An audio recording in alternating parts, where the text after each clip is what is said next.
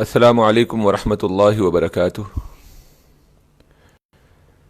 الحمد للہ رب العالمین والصلاة والسلام علی اشرف الرسل وخاتم النبیین الذی ارسلہ اللہ مبینا لکتابہ الحکیم وعلی آلہ واصحابہ واہل بیتہ وازواجہ ومن تبعہم بإحسان الی یوم الدین۔ اللهم صل على محمد وعلى آل محمد كما صليت على إبراهيم وعلى آل إبراهيم إنك حميد مجيد۔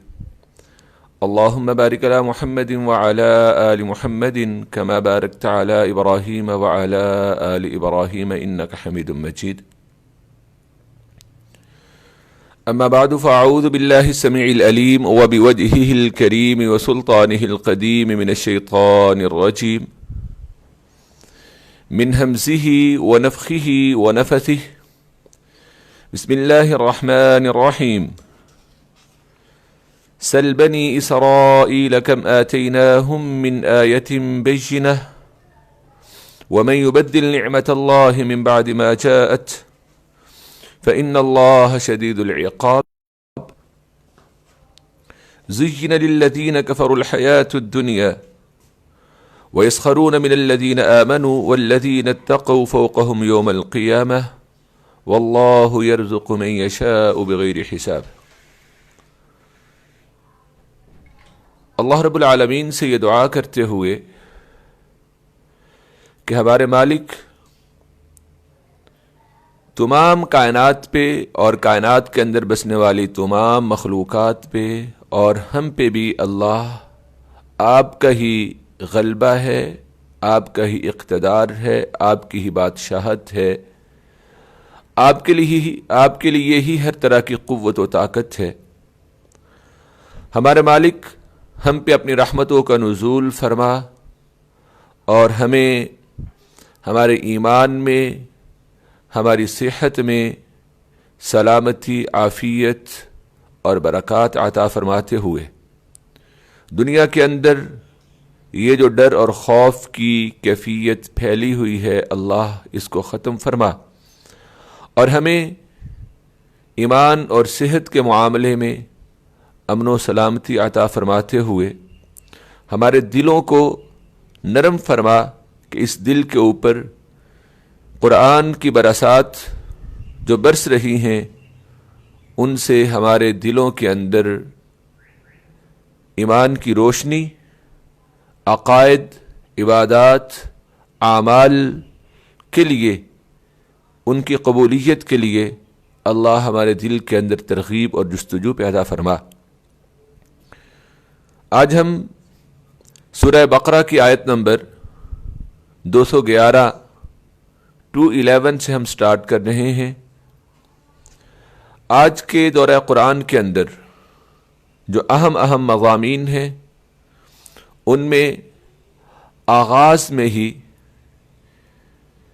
جہاد کی فرضیت اور انفاق فی سبیل اللہ، اور یہی انفاق فی سبیل اللہ کا مضمون ہم بعد میں انشاءاللہ العزیز سورہ بقرہ کے اندر ہی پارہ نمبر 3 میں بھی ہم پڑھیں گے۔ جہاد کی فرضیت کے بعد پھر معاشرتی اور عائلی مسائل، جس کے اندر میاں بیوی کے حقوق اور طلاق کے مسائل، طلاق میں ایلا اور اس کی عدت، اس کی مدت، خلا اور طلاق، بیوگی، ان کی عدت، اسی طرح نکاح کے حوالے سے حق مہر اور حقوق الزوجین، ان کے اوپر ہماری گفتگو ہوگی۔ ان مضامین کے بعد انشاءاللہ العزیز ہم طالوت اور جالوت کا واقعہ اور اسی کے ضمن میں جناب سیدنا حضرت داؤد علیہ الصلاۃ والسلام کا ذکر ہم پڑھیں گے۔ ان مضامین کے ساتھ ہی پارہ نمبر 2 جو ہے وہ انشاءاللہ العزیز اختتام پذیر ہوگا اور پارہ نمبر 3 اس کا آغاز ہوگا۔ پارہ نمبر 3 کی ابتدا میں اللہ رب العالمین نے انبیاء اور رسول کی باہم جو فضیلت ہے اس کا حقیقی تصور جو ہے وہ اللہ نے ہمیں دیا ہے. اور اس کے بعد آیت الکرسی جو کہ قرآن کریم کی سب سے عظیم آیت ہے اور جس کے اندر توحید اسماء و صفات کو اللہ رب العالمین نے بڑے ہی بھرپور انداز میں بیان کیا ہے، وہ ہم پڑھیں گے. آیت الکرسی کے بعد ہم نمرود کے ساتھ جو حضرت ابراہیم علیہ السلام نے گفتگو کی تھی، جو مناظرہ ہوا تھا، جو مجادلہ ہوا تھا، وہ ہم پڑھیں گے. اس کے بعد حیات بعد الممات، مرنے کے بعد کس طرح زندہ کیا جائے گا. اس میں دو انبیاء کے سوال، ایک حضرت عزیر علیہ السلام اور دوسرے جناب ابراہیم خلیل اللہ کا سوال، اور اللہ کا انہیں مشاہدہ کروانا، تجربہ کروانا کہ کس طرح سے حیات بعد الممات جو ہے وہ ہوگا. اور اس کے بعد انفاق فی سبیل اللہ کے حوالے سے اللہ نے گفتگو فرمائی ہے، اور انفاق فی سبیل اللہ کے ہی ضمن میں کون سی چیزیں جو ہیں وہ نیکی کے اندر آتی ہیں. اور انفاق فی سبیل اللہ کے بعد سود کی حرمت اور سود کے اوپر اللہ نے گفتگو فرماتے ہوئے تجارت کے معاملات میں باہم معاملات کو تحریر کر لینا، اس کے اوپر جو ہے وہ ہم گفتگو کریں گے. اور آخر میں سورہ بقرہ کی آخری دو آیات کی فضیلت جو ہے اس کو ہم انشاءاللہ العزیز جو ہے وہ پڑھیں گے. تو یہ تھے اہم مضامین جو کہ آج ہم اپنی کلاس کے اندر پڑھنے والے ہیں. تو ہم آج آغاز کرتے ہیں اپنی پہلی آیا میں. اس آیا کے اندر اللہ رب العالمین نے بیان فرمایا ہے کہ جو شخص اللہ کی نعمت کو تبدیل کر دے اور مومنوں کے ساتھ مذاق کرے تو پھر اس کے لیے سزا کیا ہوگی. یہاں پہ اللہ کی نعمت سے مراد اللہ کا کسی کو ایمان کی دولت سے مالا مال کر دینا، اور کسی انسان کا مومن بن جانا، اور مومن بننے کے بعد ایمان اختیار کرنے کے بعد اس کا کافر بن جانا. اس کو اللہ رب العالمین نے جو ہے وہ نعمت کی تبدیلی کے ساتھ جو ہے وہ ذکر فرمایا. اللہ فرماتے ہیں سل بنی اسرائیل کم آتیناہم من آیت بینہ. اے نبی صلی اللہ علیہ وسلم آپ بنی اسرائیل سے پوچھئے کم آتیناہم من آیت بینہ کہ ہم نے انہیں کتنی واضح نشانیاں دیں. وہ نشانیاں جو کہ حضرت موسیٰ علیہ السلام کے ہاتھ پہ ظاہر ہوئیں، ایسے روشن دلائل و براہین کہ جن کی صداقت کی دلیلیں جو ہیں وہ قطعی تھیں، اور یہ حضرت موسیٰ علیہ السلام کی صداقت کی بھی قطعی دلیل تھی. مثلا ید بیضاء، عصا کا سام بن جانا، سمندر کا پھٹنا، پتھر سے پانی کے چشموں کا نکلنا، گرمی کی شدت کی وجہ سے صحرائے تیہ میں ان کو سروں پر بادل کا سایہ فگن ہو جانا، ان پر من و سلوہ کا نازل ہو جانا.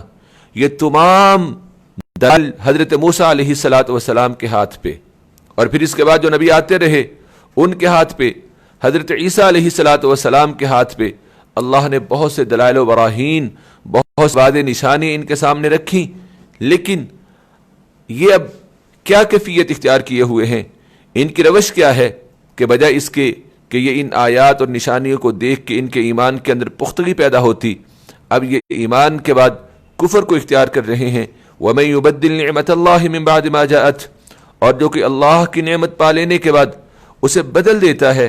اور وہ نعمت کی تبدیلی سورہ ابراہیم کی آیت نمبر 28 اور 29 میں اللہ نے بیان فرمائی أَلَمْ تَرَ إِلَى الَّذِينَ بَدَّلُوا نِعْمَةَ اللَّهِ كُفْرًا وَأَحَلُّوا قَوْمَهُمْ دَارَ الْبَوَارِ جَهَنَّمَ يَصْلَوْنَهَا فَبِئْسَ الْقَرَارُ.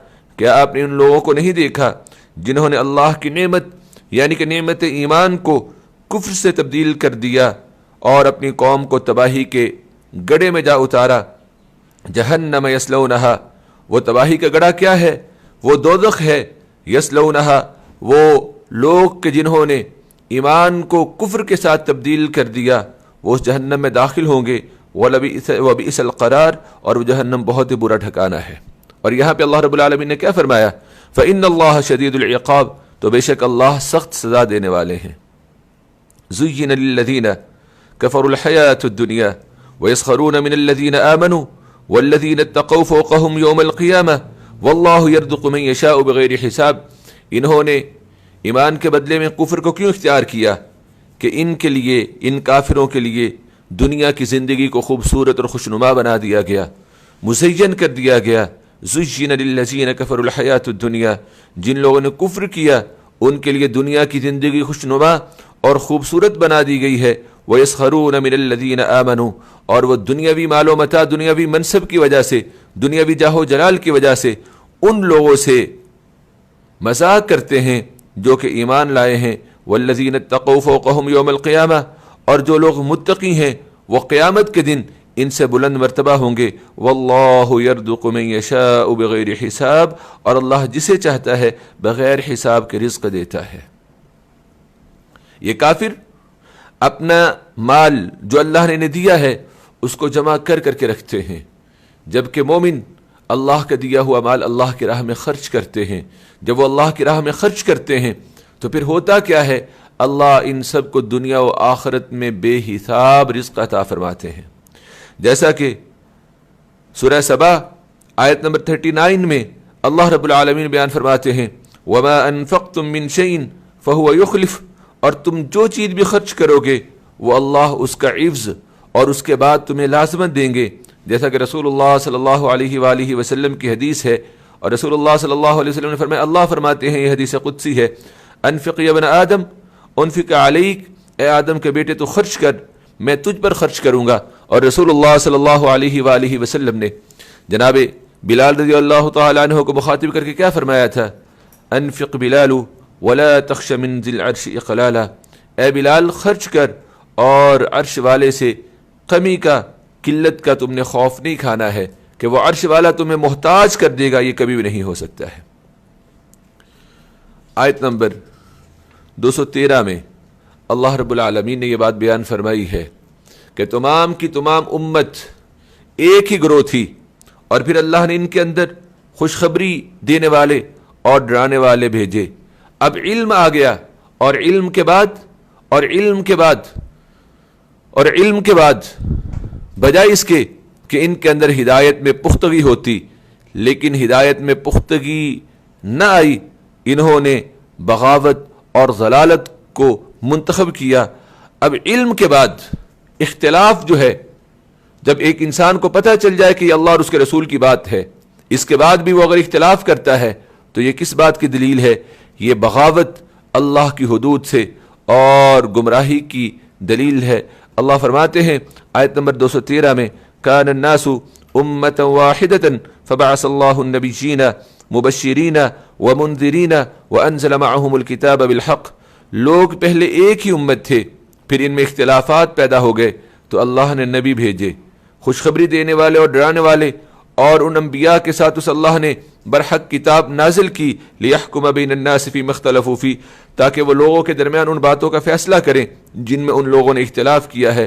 وما اختلف فیہ الا الذین اوتوہ من بعد ما جاءتهم البینات بغیا بینہم، اور اللہ کی ہدایت میں اختلاف آپس میں انہی لوگوں نے کیا کہ جنہوں نے آپس کی ضد کی وجہ سے ایک دوسرے کے ساتھ بغاوت کرتے ہوئے، کہ جنہیں کتاب دی گئی تھی انہوں نے آپس کی بغاوت اور ضد کی وجہ سے اس کے اندر جو ہے وہ اختلاف کیا۔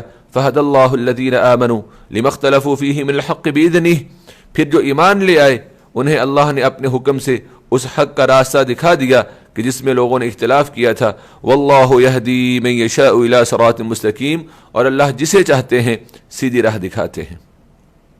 رسول اللہ صلی اللہ علیہ وآلہ وسلم کی صحیح حدیث جو کہ صحیح البخاری کے اندر حدیث نمبر 876، آپ فرماتے ہیں، نحن الآخرون الاولون یوم القیامہ، ہم اگرچہ امتوں میں آنے کے حوالے سے آخر میں ہیں، لیکن الاولون یوم القیامہ، قیامت کے دن ہم پہلے ہوں گے۔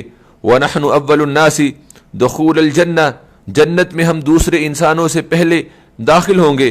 بعید انہم اوتوا الکتاب من قبلنا، اگرچہ انہیں ہم سے پہلے جو ہے وہ کتاب ملی ہے۔ وَأُوتِينَاهُ مِن بَعْدِهِمْ، اور ہمیں ان امتوں کے بعد کتاب ملی ہے۔ فَهَدَانَ اللَّهُ لِمَا اخْتَلَفُوا فِيهِ مِنَ الْحَقِّ بِإِذْنِهِ، انہوں نے جس امر حق میں اختلاف کیا تھا اللہ نے اپنی مہربانی سے ہمیں اس میں راہ ہدایت دکھائی۔ فَهَذَا الْيَوْمُ الَّذِي اختلفوا فیہ فہدانا اللہ لہ، مثلاً اس آخرت کے دن میں بھی انہوں نے اختلاف کیا، اللہ تعالیٰ نے ہمیں اس آخرت کے دن کے بارے میں ہدایت فرما دی ہے۔ وہ دن کون سا دن ہے؟ وہ عبادت کا دن، جمعے کا دن ہے۔ فہذا اليوم الذی اختلفوا فیہ فہدانا اللہ لہ فالناس لنا فیہ تبع، اور یہ وہ دن کہ جس میں انہوں نے اختلاف کیا تھا، اللہ نے ہمیں اس عبادت کے دن، جمعہ کے دن کے لیے بھی رہنمائی دی۔ فالناس لنا فیہ تبع، چنانچہ لوگ اس جمعہ کے دن کے حوالے سے ہم سے پیچھے ہیں۔ فغدا للیہودی، اس کے بعد کا دن ہفتہ یہودیوں کا دن ہے، اور اس کے بعد والا دن اتوار کا دن عیسائیوں کا دن ہے۔ اللہ نے سب سے پہلے عبادت کے لیے یہود کو جمعہ کا دن دیا، انہوں نے اپنے لیے ہفتہ کا دن منتخب کیا۔ اللہ نے عبادت کے لیے نصارہ کو سب سے پہلے جمعہ کا دن دیا، انہوں نے اپنے لیے اتوار کا دن منتخب کر لیا۔ اللہ نے امت محمد صلی اللہ علیہ وسلم کو عبادت کے لیے جمعہ کا دن دیا، امت محمد صلی اللہ علیہ وآلہ وسلم نے اپنے لیے جمعہ کے دن کو ہی پسند کیے رکھا۔ تو ہم باوجود اس کے کہ امتوں میں آنے کے لحاظ سے بعد میں ہیں، لیکن جمعہ کے دن کو عبادت کے لیے وجہ سے اللہ رب العالمین ہمیں سب سے پہلے جنت میں داخل فرمائیں گے۔ فہد اللہ الذین آمنوا لما اختلفوا فیہ من الحق بإذنہ، پھر جو ایمان لے آئے انہیں اللہ نے اپنے حکم سے اس حق کا راستہ دکھا دیا جس میں لوگوں نے اختلاف کیا تھا۔ واللہ یہدی من یشاء الی صراط مستقیم، اور اللہ جسے چاہتے ہیں سیدھی راہ جو ہے وہ دکھا دیتے ہیں۔ آیت نمبر 214، اس آیہ مبارکہ میں اللہ رب العالمین نے یہ بات ارشاد فرمائی ہے کہ فتح، نصرت اور جنت ہمیشہ جو ہے وہ امتحان اور آزمائش کے بعد ملتی ہے۔ یہ ہو ہی نہیں سکتا ہے کہ کوئی انسان اپنے مومن ہونے کا اعلان اور اظہار کرے، اپنے مومن ہونے کا دعویٰ کرے، اور اس کی طرف اور اس کے اوپر آزمائش نہ آئے، یہ بات ہی غلط ہے۔ اللہ رب العالمین سورہ العنکبوت آیت نمبر 1، 2، 3 کے اندر یہ بات ارشاد فرماتے ہیں، الف لام میم احسب الناس ان یترکوا ان یقولوا آمنا وهم لا یفتنون، کیا انسانوں نے یہ خیال کیا ہے کہ صرف یہ کہنے سے کہ ہم ایمان لے آئے ہیں انہیں چھوڑ دیا جائے گا اور ان کی آزمائش نہیں کی جائے گی۔ وَلَقَدْ فَتَنَّ الَّذِينَ مِن قَبْلِهِمْ، اور یقیناً جو لوگ ان سے پہلے گزر چکے ہیں ہم نے ان کی آزمائش کی۔ فَلَيَعْلَمَنَّ اللَّهُ الَّذِينَ صَدَقُوا وَلَيَعْلَمَنَّ الْكَاذِبِينَ، چنانچہ اللہ ظاہر کریں گے ان لوگوں کو جو کہ ایمان میں سچے تھے، اور اللہ ظاہر کریں گے ان لوگوں کو جو کہ ایمان لانے میں جھوٹے تھے۔ اور یہی مضمون ہم سورہ بقرہ کی آیت نمبر 214 میں پڑھ رہے ہیں، ام حسبتم ان تدخلوا الجنة ولما يأتكم مثل الذين خلوا من قبلكم، کیا تم یہ خیال کرتے ہو کہ تم ایسے ہی جنت میں داخل ہو جاؤ گے حالانکہ ابھی تک تمہیں ان لوگوں کی مانند مشکلیں پیش نہیں آئی ہیں جو تم سے پہلے تھے، جو ہم سے پہلے تھے، ہم سے پہلے صحابہ، اور اس آیت کے سب سے پہلے مخاطب صحابہ کرام رضوان اللہ علیہم اجمعین، صحابہ سے پہلے جو امتیں گزری ہیں، ان کے حوالے سے رسول اللہ صلی اللہ علیہ وآلہ وسلم نے فرمایا، یہ حدیث صحیح البخاری کے اندر حدیث نمبر 3612 ہے۔ حضرت خباب بن ارت رضی اللہ تعالیٰ عنہ اس حدیث کے راوی ہیں، وہ فرماتے ہیں کہ ہم نے اللہ کے نبی صلی اللہ علیہ وآلہ وسلم کے سامنے عرض کیا، اے اللہ کے رسول، کیا آپ اللہ سے ہمارے لیے مدد طلب نہیں کریں گے؟ کہ آپ ہمارے لیے دعا نہیں فرمائیں گے کہ اللہ کی مدد آ جائے؟ تو آپ صلی اللہ علیہ وآلہ وسلم نے کیا جواب دیا؟ كان الرجل في من قبلكم يحفر له في الارض فيجعل فيه، تم سے پہلے ایک آدمی کے لیے گڑھا کھودا جاتا، پھر اس آدمی کو اس گڑھے کے اندر کھڑا کر کے آرا اس کے سر پر رکھ کے اس انسان کو زندہ جو ہے وہ 2 حصوں کے اندر چیر دیا جاتا۔ وما يصده ذلك عن دينه، لیکن یہ اذیت اسے اس کے دین سے نہ روکتی تھی۔ اسی طرح وَيُمْشَطُ بِأَمْشَاطِ الْحَدِيدِ مَا دُونَ لَحْمِهِ مِنْ عَظَمٍ أَوْ عَصَبٍ وَمَا يَصُدُّهُ ذَلِكَ عَنْ دِينِهِ، اور آپ نے فرمایا کہ اسی طرح کسی کی ہڈیوں یا پٹھوں سے گوشت لوہے کی کنگیوں کے ساتھ اتار دیا جاتا، یہ اذیت بھی اسے اس کے دین سے نہ روک سکتی تھی۔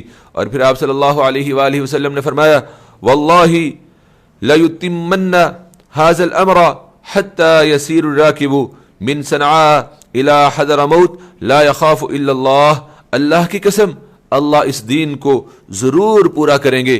یریدون لیطفئوا نور اللہ بافواہہم واللہ متم نورہ، اللہ رب العالمین اس دین کو پورا کر کے رکھیں گے. لیظہرہ علی الدین کلی، اللہ اس دین کو تمام ادیان کے اوپر غالب کر کے چھوڑیں گے.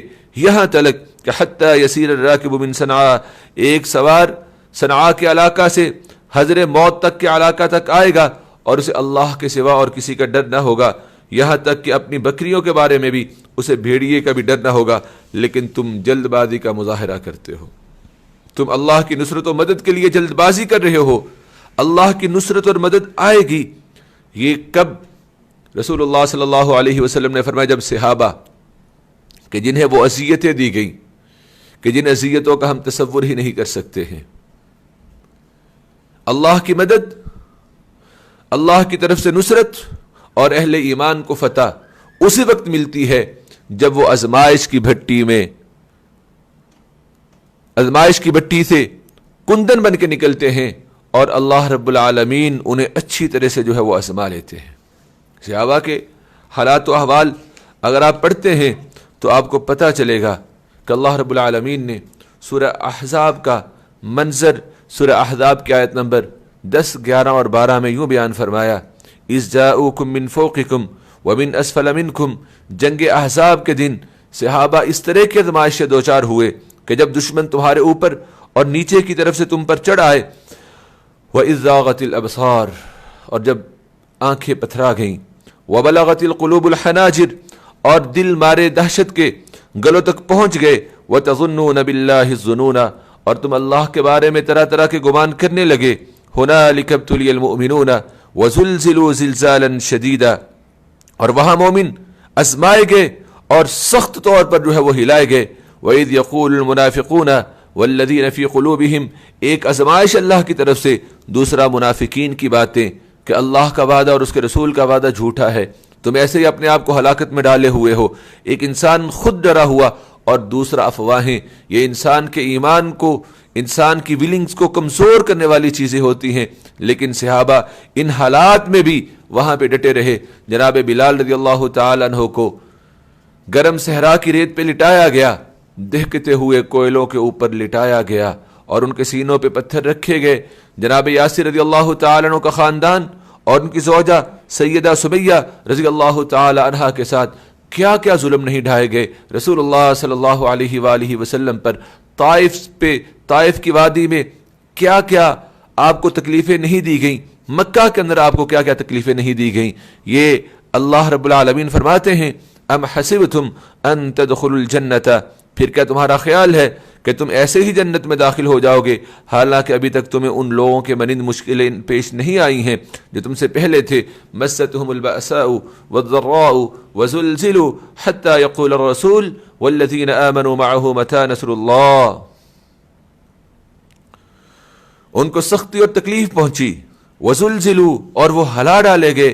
حتى يقول الرسول والذين آمنوا معه، یہاں تک کہ رسول اور وہ لوگ جو رسول کے ساتھ ایمان لے کے آئے تھے وہ کہنے لگے: متی نصر اللہ، اللہ کی مدد کب آئے گی؟ تب انہیں جواب ملا: الا ان نصر اللہ قریب، بے شک اللہ کی مدد قریب ہی ہے. آیت نمبر 215، کس پر خرچ کیا جائے اور کیا خرچ کریں؟ اللہ رب العالمین نے اس آیہ مبارکہ میں تو صرف یہ بتایا کہ کس پہ خرچ کیا جائے. اس کے بعد والی آیت کے اندر اللہ رب العالمین بتا رہے ہیں کہ کیا خرچ کیا جائے. سوال یہاں پہ تھا کہ وہ کیا خرچ کریں، لیکن اللہ نے جواب دیا کہ کن پہ خرچ کرنا ہے. یسألونک ماذا ينفقون، اے نبی صلی اللہ علیہ وسلم وہ لوگ آپ سے سوال کرتے ہیں ماذا ينفقون، وہ کیا خرچ کریں. قل کہہ دیجئے ما انفقتم من خیر فللوالدین والاقربین والیتامى والمساکین وابن السبیل، تم اپنے مال میں سے جو بھی خرچ کرو، فللوالدین اپنے والدین کے لیے، والاقربین اپنے رشتہ داروں کے لیے، والیتامى یتیموں پر، والمساکین مسکینوں پر، وابن السبیل اور مسافروں پر، وما تفعلوا من خیر اور جو بھی تم بھلائی کرو گے، فإن اللہ بہ علیم تو بے شک اللہ اسے خوب جاننے والے ہیں. اس آیہ مبارکہ کی تفسیر میں رسول اللہ صلی اللہ علیہ وآلہ وسلم کی وہ صحیح حدیث جو کہ صحیح ابن حبان کے اندر اور مستدرک حاکم کے اندر موجود ہے کہ رسول اللہ صلی اللہ علیہ وآلہ وسلم سے سوال کیا گیا کہ ہم کس پہ خرچ کریں، تو آپ صلی اللہ علیہ وآلہ وسلم نے اس کے پھر درجات بیان، والدین میں بھی اور اقربین میں بھی۔ والدین میں سب سے پہلے امو کا، تیری ماں، و آبا کا، اور بعد میں باپ، اختو کا، قرابت داروں میں بہن، و آخا کا، اور تیرا بھائی، ثم ادنا کا، ثم ادنا کا، پھر اس کے بعد درجہ بدرجہ جو قریبی رشتہ دار ہیں ان کے اوپر خرچ کیا جائے۔ اور قرابت داروں پہ خرچ کرنا صلہ رحمی کرتے ہوئے اللہ رب العالمین اس کا دگنا اجر دیتے ہیں، ایک خرچ کرنے کا اور دوسرا صلہ رحمی۔ ان تحبوا شیئا، اور یہ بھی ممکن ہے کہ تم کسی چیز کو اپنے لیے اچھا سمجھتے ہو، وہو شر لکم، وہ چیز جو تمہیں محبوب ہے وہ حقیقت میں تمہارے لیے بری ہو، واللہ یعلم، اور اللہ جانتے ہیں، وانتم لا تعلمون، اور تم نہیں جانتے ہو۔ یسألونک عن الشہر الحرام قتال فیہ، آیت نمبر 217، یہ اصل میں سریہ نخلہ کے حوالہ سے ہوئی۔ سریہ نخلہ، امام ابن ابو حاتم نے حضرت جندب بن عبداللہ رضی اللہ تعالیٰ عنہ سے روایت کیا ہے کہ رسول اللہ صلی اللہ علیہ وآلہ وسلم نے ایک لشکر بھیجا اور اس لشکر پر امین الامہ حضرت ابو عبیدہ بن جراح رضی اللہ تعالیٰ عنہ کو قائد مقرر کیا۔ جب وہ روانہ ہونے لگے تو رسول اللہ صلی اللہ علیہ وآلہ وسلم کے ساتھ جدائی کی وجہ سے جناب ابو عبیدہ رونے لگ گئے۔ پھر رسول اللہ صلی اللہ علیہ وسلم نے جناب ابو عبیدہ کی جگہ پر عبداللہ صلی اللہ تعالیٰ عنہ کو مقرر کر دیا اور ایک دستاویز لکھ کر انہیں دی اور فرمایا کہ اس کاغذ کو، اس خط کو فلاں مقام پر پہنچنے سے پہلے نہ کھولنا اور نہ ہی پڑھنا۔ اور آپ نے یہ فرمایا لا تکرہن احدا علی السیر معک من اصحابک، اور اپنے ساتھیوں میں سے کسی کو بھی اپنے ساتھ جانے پر مجبور نہ کرنا۔ جب انہوں نے اس دستاویز کو پڑھا تو انا للہ و انا الیہ راجعون پڑھنے لگے اور کہنے لگے اللہ اور اس کے رسول کا فرمان سر آنکھوں پر۔ پھر انہوں نے اپنے ساتھیوں کو ساری صورتحال سے آگاہ کیا، نبی صلی اللہ علیہ وسلم کا نام مبارک پڑھ کر سنایا تو ان میں سے 2 آدمی واپس آ گئے اور باقی ان کے ساتھ رہے۔ پھر ان صحابہ کی، عبداللہ ابن جہش کی، ابن الحضرمی مشرک کے ساتھ ملاقات ہوئی تو اسے انہوں نے قتل کر دیا، اور انہیں یہ معلوم نہ ہو سکا کہ یہ مہینہ رجب کا مہینہ ہے یا پھر رجب کا مہینہ ختم ہو کے جمادی الاولیٰ کا مہینہ شروع ہو گیا ہے، لیکن حقیقت میں وہ رجب کا مہینہ تھا اور رجب کا مہینہ حرمت والا مہینہ ہے۔ تو اس بنا پہ مشرکوں نے مسلمانوں سے کہا کہ تم تو حرمت والے مہینے میں لڑائی کی ہے اور تم نے حرمت والے مہینے کی حرمت جو ہے وہ پامال کی ہے۔ اس سریہ نخلہ کے حوالہ سے جو کہ غلطی کی بنا پہ صحابہ نے ایک مشرک کو قتل کر دیا اور انہیں پتہ نہیں چلا تھا کہ رجب کا مہینہ بھی ہے یا ختم ہو چکا ہے، اور اس کو بنیاد بنا کے مشرکین مکہ نے وہ بھد اڑائی اور مسلمانوں کے خلاف باتیں کی، تو اللہ رب العالمین نے پھر سورہ بقرہ میں آیت نمبر 217 نازل فرمائی، یسألونک عن الشہر الحرام قتال فیہ قل قتال فیہ کبیر۔ اے نبی صلی اللہ علیہ وسلم، یہ لوگ آپ سے حرمت والے مہینے کے بارے میں پوچھتے ہیں کہ اس حرمت والے مہینے میں لڑائی کرنا کیسا ہے۔ کہہ دیجئے اس حرمت والے مہینے میں لڑائی کرنا بہت بڑا گناہ ہے، لیکن اس سے بھی بڑا گناہ کیا ہے؟ وصد عن سبیل اللہ وکفر بہ والمسجد الحرام واخراج اہلہ منہ اکبر عند اللہ، لوگوں کو اللہ کے راستے سے روکنا اور اللہ کے ساتھ کفر کرنا اور لوگوں کو مسجد حرام سے روکنا اور حرم کے رہنے والوں کو وہاں سے نکالنا، وہاں سے نکلنے پر مجبور کرنا، یہ تمام چیزیں اللہ کے نزدیک حرمت والے مہینوں میں قتال کرنے سے زیادہ گناہ کے لحاظ سے بڑی ہیں۔ والفتنة اکبر من القتل، اور گناہ جو ہے اور فتنہ انگیزی جو ہے وہ قتل سے بھی کہیں بڑا گناہ ہے۔ ولا یزالون یقاتلونکم حتی یردوکم عن دینکم، اور وہ کافر تو ہمیشہ تم سے لڑتے رہیں گے یہاں تک کہ اگر ان کافروں کا بس چلے، وہ استطاعت رکھیں تو وہ تمہیں تمہارے دین سے ہی واپس پھیر دیں۔ وَمَن يَرْتَدِدْ مِنْكُمْ عَنْ دِينِهِ فَيَمُتْ وَهُوَ كَافِرٌ، اور جو کوئی شخص تم میں سے اپنے دین سے پھر جائے اور وہ پھر حالت کفر میں ہی مرے، فَأُولَئِكَ حَبِطَتْ أَعْمَالُهُمْ فِي الدُّنْيَا وَالْآخِرَةِ، یہی وہ بد نصیب ہیں کہ جن کے دنیا و آخرت کے تمام اعمال جو ہیں دنیا وہ ضائع ہو گئے. حبطت اعمالهم فی الدنیا والآخرہ، اس کے اعمال دنیا و آخرت دونوں میں برباد ہو گئے. واولئک اصحاب النار، اور یہی لوگ جو ہیں وہ جہنمی ہیں. ہم فیہا خالدون، وہ اس میں ہمیشہ ہمیشہ رہیں گے. ہاں، ان کے مقابلہ میں جو ایمان لے کے آئے اور جنہوں نے ہجرت کی، اللہ کی راہ کے اندر جہاد کیا اور دین اسلام کے اندر آنے والی آزمائشوں کے اندر بھی وہ ثابت قدم رہے، ان کے لیے کیا انعام ہے. ان الذین آمنوا والذین ہاجروا، بے شک جو لوگ ایمان لائے اور جنہوں نے ہجرت کی اور اللہ کی راہ میں جہاد کیا، اولئک یرجون رحمت اللہ، یہی لوگ تو ہیں جو اللہ کی رحمت کی امید رکھتے ہیں. واللہ غفور الرحیم، اور اللہ بہت بخشنے والے اور بہت مہربان ہیں. سورۃ البقرہ آیت نمبر 219. اللہ رب العالمین نے یہاں پہ شراب کی حرمت کا ابتدائی حکم بیان فرمایا. جیسے میں نے ناسخ اور منسوخ کے حوالہ سے یہ بات بیان کی تھی کہ کچھ احکامات ایسے جو تدریجاً نازل ہوئے درجہ بدرجہ. پہلے ایک حکم تھا، اب اس کے اوپر دوسرا حکم آیا تو پہلا حکم کیا ہو گیا؟ منسوخ ہو گیا. دوسرے کے بعد تیسرا حکم آیا تو اس نے پہلے تمام حکموں کو، دونوں حکموں کو کیا کر دیا؟ منسوخ کر دیا. یہی بات جو ہے وہ ہمیں شراب کے مسئلہ کے اندر جو ہے وہ نظر آتی ہے کہ پہلا حکم شراب کے حوالے سے کیا ہے؟ یسألونک عن الخمر والمیسر قل فیہما اسم کبیر. اے نبی صلی اللہ علیہ وسلم، لوگ آپ سے شراب اور جوئے کے بارے میں سوال کرتے ہیں. المیسر ہر اس کاروبار کو کہا جاتا ہے کہ جس میں بغیر کسی محنت اور کوشش کے، بغیر کسی نقصان کے پروفٹ ہی پروفٹ ہو اور آسانی کے ساتھ انسان کے قبضہ میں وہ مال آ جائے، اس کو المیسر کہا جاتا ہے. قل کہہ دیجئے فیہما اسم کبیر، ان دونوں کے اندر شراب اور جوئے میں بڑا گناہ ہے.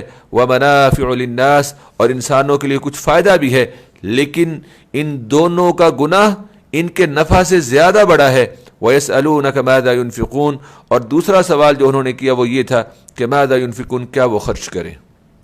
جیسے ابھی میں نے سورۃ البقرہ کی آیت نمبر 215 کے حوالے سے بیان کیا کہ ان کا سوال کیا تھا، وَيَسْأَلُونَكَ مَاذَا يُنْفِقُونَ، کیا وہ خرچ کریں، لیکن اللہ نے بیان کر دیا کہاں خرچ کریں.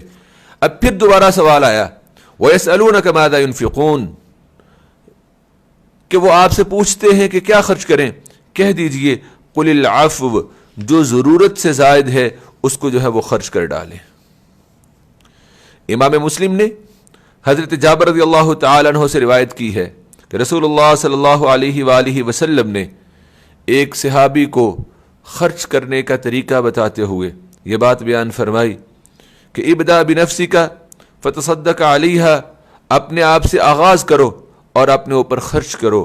فإن فضل شیء فلأہلک، اور اگر کچھ بچ جائے تو اسے اپنے اہل و عیال پر خرچ کرو.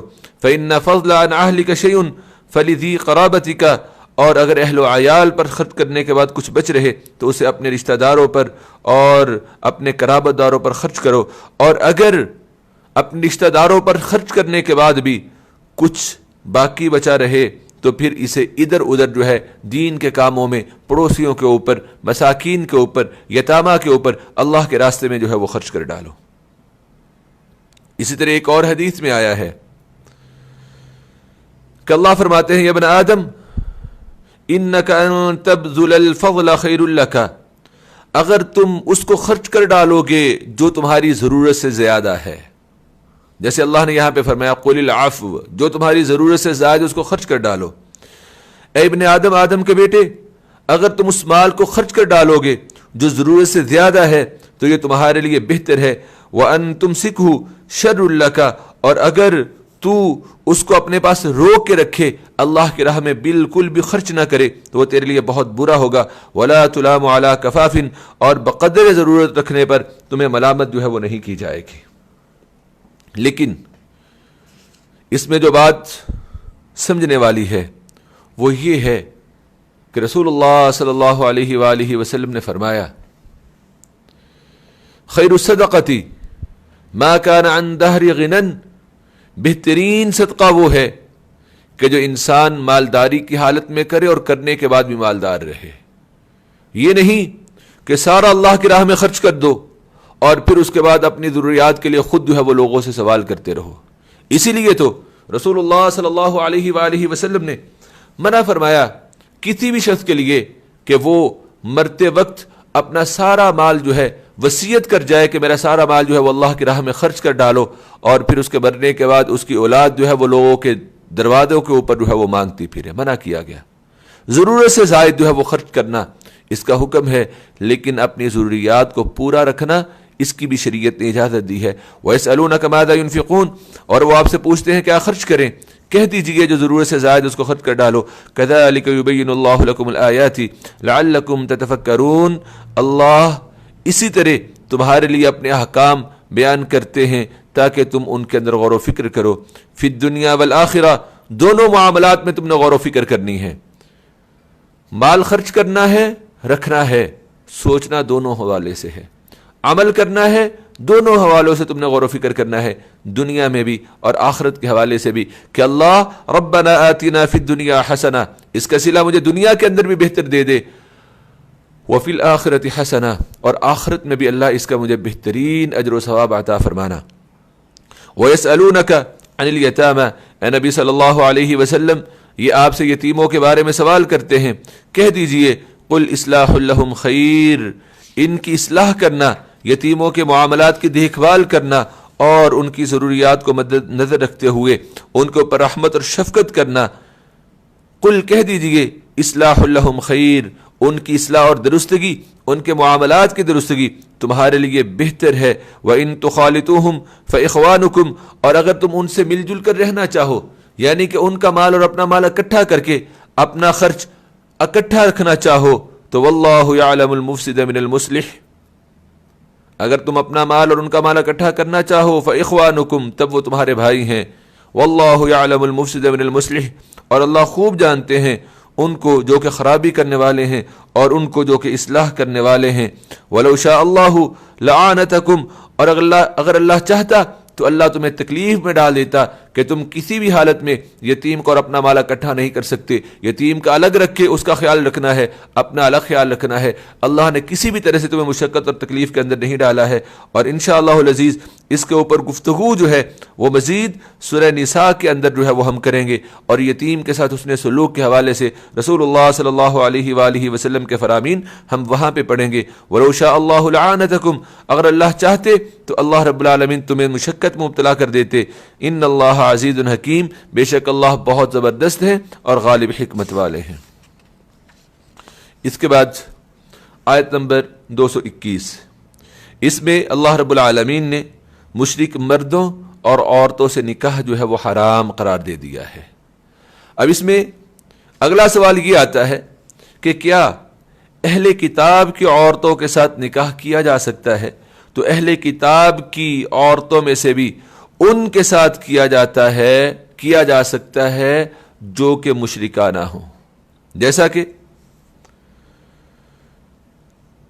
امام ابن ابو حاتم نے حضرت عبداللہ ابن عمر رضی اللہ تعالیٰ عنہ سے روایت کیا ہے کہ حضرت عبداللہ ابن عمر رضی اللہ تعالیٰ عنہ نے اہل کتاب کی عورتوں کے ساتھ بھی نکاح کو ناپسند کیا، اور حضرت عبداللہ ابن عمر رضی اللہ تعالیٰ عنہ نے سورہ بقرہ کی اس آیت وَلَا تَنْكِحُوا الْمُشْرِكَاتِ حَتَّى يُؤْمِنْ کی تفسیر میں حضرت امام بخاری رحمہ اللہ نے جناب ابن عمر رضی اللہ تعالیٰ عنہ کا یہ قول بیان فرمایا ہے کہ کسی کتابی عورت کا شرک اس سے بڑھ کر اور کیا ہو سکتا ہے کہ عیسائی عورت یہ کہے کہ میرا رب جو ہے وہ عیسیٰ ہے۔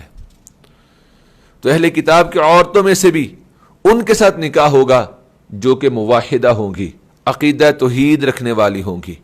اگر وہ مشرکہ ہوں گی تو پھر ان کے ساتھ بھی نکاح نہیں ہوگا۔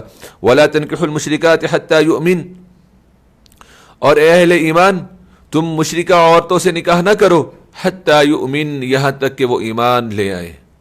وَلَأَمَةٌ مُؤْمِنَةٌ خَيْرٌ مِّن مُشْرِكَةٍ وَلَوْ أَعْجَبَتْكُمْ، البتہ ایک مومنہ لونڈی تمہارے لیے آزاد مشرکہ عورت سے بہتر ہے، اگرچہ وہ مشرکہ عورت تمہیں کتنی ہی اچھی اور بھلی کیوں نہ لگتی ہو۔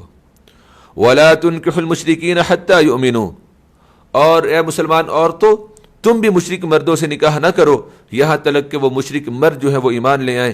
وَلَعَبْدٌ مُؤْمِنٌ خَيْرٌ مِّن مُشْرِكٍ وَلَوْ أَعْجَبَكُمْ، اور البتہ مومن غلام آزاد مشرک مرد سے زیادہ بہتر ہے، اگرچہ وہ مشرک مرد تمہیں اچھا ہی کیوں نہ لگے۔ اولئک یدعون الی النار، یہ سب کے سب مشرک تمہیں جہنم کی طرف بلاتے ہیں۔ واللہ یدعو الی الجنۃ والمغفرۃ باذنہ، اور اللہ اپنے حکم سے تمہیں جنت اور بخشش کی طرف بلاتے ہیں۔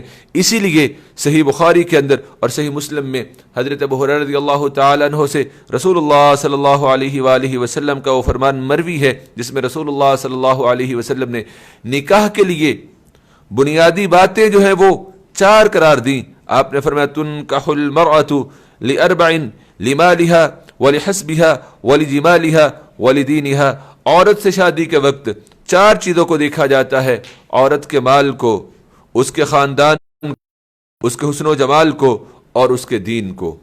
فاظفر بذات الدین تربت یداک، اور تم دیندار عورت سے شادی کرنے میں کامیابی حاصل کرو، تمہارے ہاتھ خاک اولود ہوں، اللہ تمہیں کامیابیوں سے نوازے۔ اسی طرح رسول اللہ صلی اللہ علیہ وآلہ وسلم کی صحیح حدیث ہے کہ اگر تمہارے پاس کسی ایسے مرد کا رشتہ آئے جو کہ دیندار ہے، موحد ہے، اور تم اس کے رشتے کو ٹھکرا دو اس کی کسی مالی کمزوری کی وجہ سے، اس کی غربت کی وجہ سے، یا اس کے خوبصورت نہ ہونے کی وجہ سے، اگر تمہیں کسی کا ایسا رشتہ آئے کہ جس کے دین اور اخلاق کو تم پسند کرتے ہو اور تم وہاں رشتہ نہ کرو، تو پھر تم انتظار کرو زمین کے اندر بہت بڑے فساد کے بپا ہو جانے کا۔ وَيُبَيِّنُ آيَاتِهِ لِلنَّاسِ لَعَلَّهُمْ يَتَذَكَّرُونَ، اور وہ اللہ لوگوں کے لیے اپنی آیتوں کو کھول کھول کر بیان کرتے ہیں، لَعَلَّهُمْ يَتَذَكَّرُونَ، تاکہ وہ نصیحت حاصل کریں۔ اب یہاں سے آئندہ آنے والے 4 رکوعات میں اللہ رب العالمین نے طلاق کے مسائل کو بیان کیا ہے، اور ان مسائل میں سے سب سے پہلے وہ عورت جو کہ حائضہ ہوتی ہے اس کے حوالے سے بیان جو ہے وہ کیا گیا۔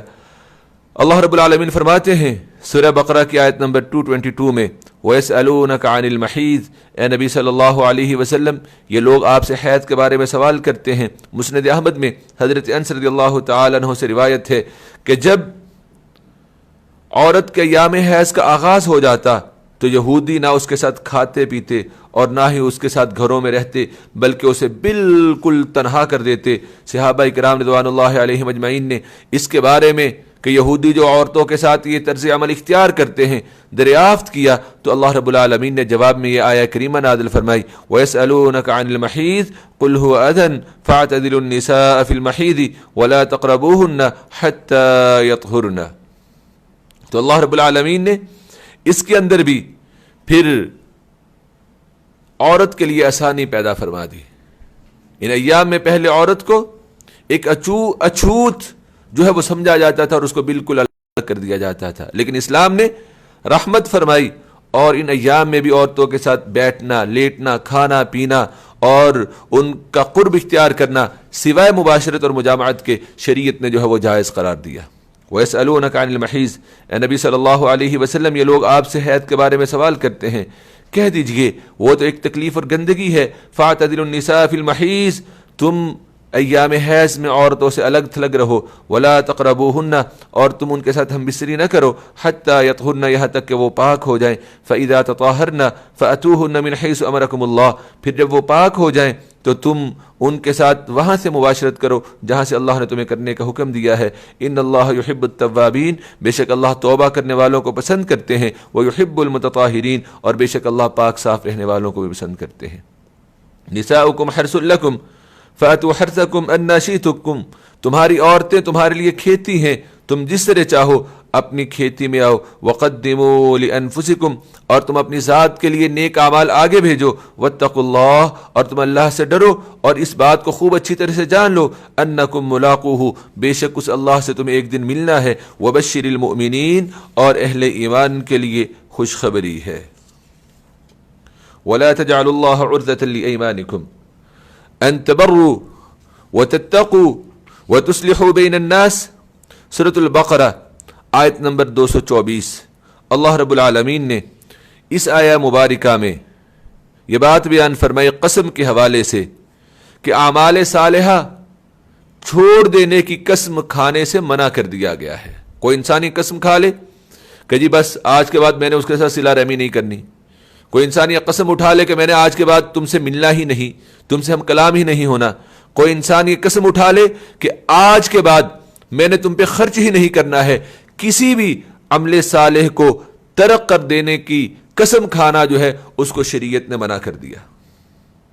جیسا کہ امام بخاری اور امام مسلم رحمہ اللہ نے اپنی صحیح کے اندر، صحیحین کے اندر یہ حدیث نقل کی ہے جو حضرت ابو موسیٰ اشعری رضی اللہ تعالی عنہ سے مروی ہے کہ رسول اللہ صلی اللہ علیہ وآلہ وسلم نے فرمایا، انی واللہ انشاءاللہ، میں اگر کسی بات پر قسم کھاؤں اور پھر یہ دیکھوں کہ کوئی دوسری بات اس سے زیادہ بہتر ہے تو میں انشاءاللہ، اللہ نے چاہا تو میں زیادہ بہتر بات کو اختیار کر لوں گا اور اپنی قسم کا کفارہ جو ہے وہ دے دوں گا. اور حضرت ابو ہریرہ رضی اللہ تعالی عنہ سے صحیح مسلم کے اندر روایت مروی ہے کہ رسول اللہ صلی اللہ علیہ وآلہ وسلم نے فرمایا، من حلف علی یمین فرعى غیرها خیرا منها فلیکفر عن یمینہ ولیفعل الذی هو خیر. جو شخص کسی کام کے بارے میں قسم کھا لے پھر دیکھے کہ دوسرا کام اس سے زیادہ بہتر ہے تو اپنی قسم کا کفارہ دے دے اور زیادہ بہتر کام کو سر انجام دے دے. تو اللہ نے کیا فرمایا، ولا تجعلوا اللہ عرضۃ لایمانکم، اور تم اللہ کا نام اپنی قسموں کے لیے استعمال نہ کرو. کس چیز کی قسمیں کھانے کے لیے؟ ان تبروا وتتقوا، یہ کہ تم اللہ کی قسم نیکی نہیں کرو گے، اللہ کی قسم تم تقوی نہیں اپناؤ گے، اور اللہ کی قسم تم انسانوں کے درمیان صلح نہیں کرواؤ گے. اللہ کا نام ایسی قسمیں اٹھانے کے لیے تم نے بالکل بھی جو ہے وہ استعمال نہیں کرنا ہے، جیسا کہ جناب ابو بکر صدیق رضی اللہ تعالی عنہ نے مصطح بن اساسہ کے حوالے سے قسم کھائی. اور یہ سارا واقعہ ہم واقعہ افک سورہ نور کے اندر جو ہے وہ ہم انشاءاللہ العزیز پڑھیں گے، لیکن یہاں پہ ضمناً ذکر ہو رہا ہے، اس لیے اس آیت کا حوالہ بھی دینا میں لازمی سمجھتا ہوں کہ حضرت ابو بکر صدیق رضی اللہ تعالی عنہ نے مصطح بن اساسہ کی کفالت نہ کرنے کی قسم اٹھا لی. واقعہ تفصیل کے ساتھ انشاءاللہ سورہ نور کے اندر ہم پڑھیں گے. سورہ نور کی آیت نمبر 22 میں اللہ فرماتے ہیں، وَلَا يَأْتَلِ أُولُو الْفَضْلِ مِنْكُمْ وَالسَّعَةِ أَنْ يُؤْتُوا أُولِي الْقُرْبَى وَالْمَسَاكِينَ وَالْمُهَاجِرِينَ فِي سَبِيلِ اللَّهِ. اور جو لوگ تم میں سے صاحب فضل اور صاحب وسعت والے ہیں وہ اس بات کی قسم نہ کھائیں کہ وہ رشتہ داروں اور محتاجوں اور وطن چھوڑ جانے والوں کو خرچ کے لیے کچھ نہیں دیں گے. ان کو چاہیے کہ وَلْيَعْفُوا، معاف کر دیں، وَلْيَصْفَحُوا، اور درگزر کریں. أَلَا تُحِبُّونَ أَن يَغْفِرَ اللَّهُ لَكُمْ، کیا تم پسند نہیں کرتے ہو کہ اللہ تمہیں بخش دے. واللہ سمیع علیم، اور اللہ خوب سننے والے اور خوب جاننے والے ہیں. لا یؤاخذکم اللہ باللغو فی ایمانکم، قسم کے حوالے سے قسم کا کفارہ جو ہے اور کس قسم کے اوپر اللہ رب العالمین مواخذہ کرتے ہیں اور اس مواخذے کا کفارہ کیا ہے وہ ہم سورۃ المائدہ پارہ نمبر 6 کے اندر پڑھیں گے. اللہ فرماتے ہیں، لا یؤاخذکم اللہ باللغو فی ایمانکم، اللہ تمہاری لغو قسموں پر تمہاری پکڑ نہیں کریں گے، ولکن یؤاخذکم، لیکن وہ اللہ ان قسموں پر تمہاری ضرور پکڑ کرے گا، بما کسبت قلوبکم، جو تم نے دل کے ارادہ سے اٹھائی ہوں گی. واللہ غفور حلیم، اور اللہ بہت بخشنے والے اور بڑے ہی حلم والے اور بردبار ہیں. اب قسم کے بعد ہی اگلا جو مسئلہ آیا ہے وہ الہ کا ہے. الہ کا معنی کیا ہے؟ الہ کا معنی قسم کھانے کے ہیں، اور اللہ رب العالمین نے یہ الہ کا مسئلہ جو ہے وہ سورۃ البقرہ کی آیت نمبر 226 اور 227 میں بیان فرمایا. الہ کی تعریف، جب کوئی شخص یہ قسم کھا لے کہ وہ ایک مدت تک اپنی بیوی سے الگ تھلگ رہے گا اور وہ اس کے قریب نہیں جائے گا، تو یہ مدت یا تو 4 ماہ سے کم ہوگی یا 4 ماہ سے زیادہ ہوگی. اگر تو اس نے 4 ماہ سے کم کی کے لیے قسم کھائی، جیسا کہ رسول اللہ صلی اللہ علیہ وآلہ وسلم نے ازواج مطہرات کے مطالبات پر قسم کھا لی کہ میں نے اب تمہارے پاس گھروں میں آنا ہی نہیں ہے. پھر صلی اللہ علیہ وآلہ وسلم 29ویں دن تشریف لے آئے تو کہا گیا کہ یا رسول اللہ صلی اللہ علیہ وسلم، آپ تو 29 دن کے بعد ہی آ گئے ہیں. تو آپ نے فرمایا الشہر 29، مہینہ 29 دن کا بھی ہوتا ہے. تو الہ کے لیے جو زیادہ سے زیادہ مدت ہے وہ 4 ماہ ہے، اور 4 ماہ سے کم مدت کے لیے بھی جو ہے وہ الہ ہو سکتا ہے. اور وہ الہ کیا ہوتا ہے؟ یہ قسم کھانا ہوتا ہے کہ میں اتنی مدت تک کے لیے اپنی بیوی کے قریب نہیں جاؤں گا. اگر تو وہ مدت 4 ماہ سے کم ہے تو مدت پوری کرے گا اور اپنی بیوی کے پاس جو ہے وہ آ جائے گا، اور اگر مدت 4 ماہ سے زائد رکھی گئی ہے تو 4 ماہ گزرنے کے بعد پھر اس سے پوچھا جائے گا کہ بتاؤ تم اپنی بیوی کو رکھنا چاہتے ہو یا طلاق دینا چاہتے ہو؟ وہ کہے گا نہیں میں رکھنا چاہتا ہوں، اور اس نے قسم 4 ماہ سے زائد کی کھائی ہوئی ہے، تو پھر وہ اپنی قسم کا کفارہ دے گا اور اپنی قسم کو واپس لے گا۔ اور اگر وہ کہے گا کہ نہیں میں نے طلاق دینے کا ارادہ ہی کر لیا ہے، تو پھر جو ہے وہ طلاق دے دے گا۔ ان 2 باتوں کو اللہ نے یہاں پہ بیان فرمایا، للذین یؤلون من نسائہم تربص 4 اشہر فإن فاؤوا فإن اللہ غفور رحیم۔ جو لوگ اپنی عورتوں کے پاس نہ جانے کی قسم کھا لیتے ہیں، انہیں چاہیے کہ وہ عورتیں 4 ماہ انتظار کریں۔ فإن فاؤوا، اگر وہ مرد رجوع کر لیں، فإن اللہ غفور رحیم، تو بے شک اللہ بخشنے والا اور بہت مہربان ہے۔ وإن عزموا الطلاق، اور پھر اگر انہوں نے طلاق دینے کا ہی پختہ ارادہ کر لیا ہے تو فإن اللہ سمیع علیم، بے شک اللہ خوب سننے والے اور خوب جاننے والے ہیں۔ والمطلقات یتربصن بانفسہن، آیت نمبر 228، اور آیت نمبر 228 میں اللہ رب العالمین نے مطلقہ عورت کی عدت بیان کی، اور مطلقہ عورت کی عدت بیان کرتے ہوئے اللہ نے اس آیہ مبارکہ میں بہت سے اور احکامات جو ہیں وہ بیان فرمائے ہیں۔ یوں سمجھ لیجئے طلاق کے حوالہ سے اور عائلی ازدواجی زندگی کے حوالہ سے اللہ رب العالمین نے اس آیہ مبارکہ کے اندر بہت سے احکامات بیان فرمائے ہیں۔ پہلا حکم کیا ہے؟ والمطلقات یتربصن بانفسہن 3 قروء، اور مطلقہ عورتیں 3 حیض تک اپنے آپ کو انتظار میں رکھیں گی۔ یعنی کہ جب عورت کو طلاق دے دی جاتی ہے تو اس ایک طلاق کی عدت جو ہے وہ 3 ماہ ہے۔ دوسرا حکم کیا ہے؟ وَلَا يَحِلُّ لَهُنَّ أَن يَكْتُمْنَ مَا خَلَقَ اللَّهُ فِي أَرْحَامِهِنَّ إِن كُنَّ يُؤْمِنَّ بِاللَّهِ وَالْيَوْمِ الْآخِرِ، اور پھر ان کے لیے جائز نہیں ہے کہ جو کچھ اللہ نے ان کے پیٹ میں پیدا کیا ہے اسے وہ چھپائیں اگر وہ اللہ اور روز آخرت پر ایمان رکھتی ہیں۔ انہیں بتا دینا چاہیے کہ میں حاملہ ہوں اور میرے پیٹ کے اندر میرے خامد کا جس نے مجھے طلاق دی ہے، میرے شوہر کا جس نے مجھے طلاق دی ہے، اس کا بچہ جو ہے وہ میرے پیٹ کے اندر موجود ہے۔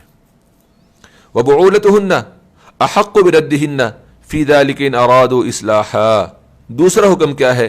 اور ان کے خامد اگر اصلاح کا ارادہ رکھتے ہوں تو وہ زیادہ حقدار ہیں کہ انہیں اس مدت کے اندر اندر ہی لوٹا لیں۔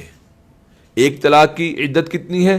3 قروء، 3 ماہ، 3 ماہواریاں جو ہیں وہ عدت ہوں گی۔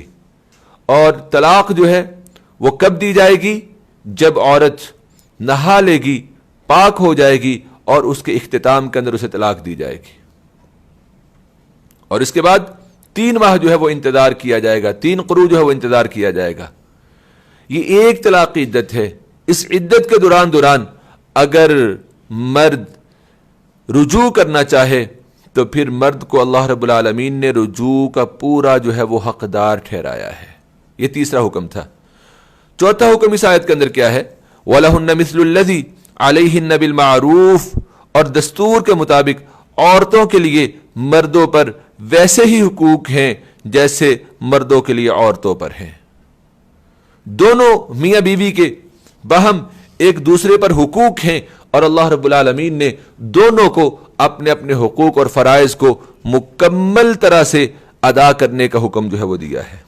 وَلَهُنَّ مِثْلُ الَّذِي عَلَيْهِنَّ بِالْمَعْرُوفِ، عورتوں کا حق مردوں پر ویسا ہی ہے جیسا دستور کے مطابق مردوں کا حق عورتوں پر ہے۔ صحیح مسلم میں حضرت جابر رضی اللہ تعالیٰ عنہ سے روایت ہے، رسول اللہ صلی اللہ علیہ وآلہ وسلم نے خطبہ حجۃ الوداع میں فرمایا تھا، فاتقوا اللہ فی النساء فإنکم اخذتموہن بأمان اللہ، عورتوں کے بارے میں اللہ سے ڈرو، تم نے انہیں اللہ تعالیٰ کی امانت کے ساتھ لیا ہے اور اللہ تعالیٰ کے کلمے کے ساتھ ان کی شرمگاہوں کو حلال کیا ہے۔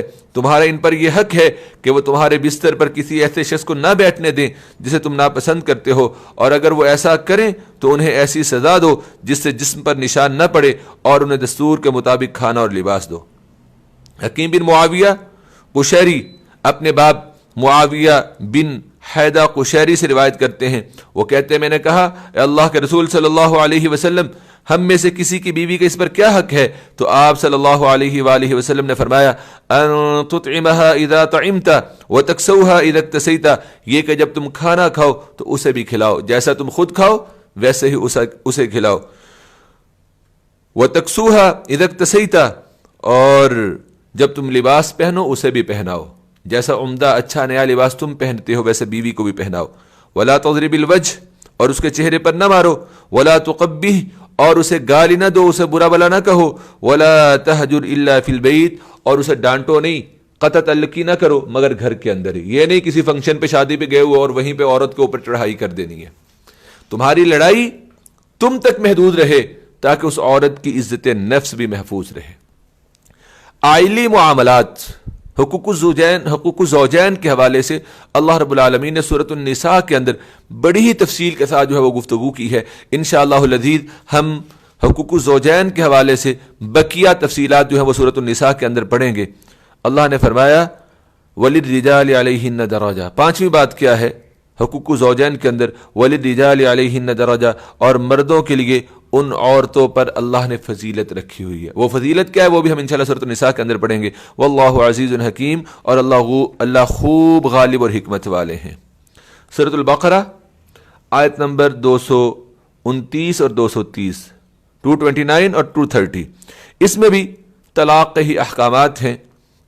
और यहाँ पे अल्लाह रब्बुल आलमीन ने तलाक़ की एक हद मुकर्रर की है, जबकि इब्तदाई इस्लाम में तलाक़ की कोई भी हद जो है वो मुकर्रर नहीं थी। इब्तदाई इस्लाम में जो हुक्म चला आ रहा था वो ये था कि शौहर अपनी बीवी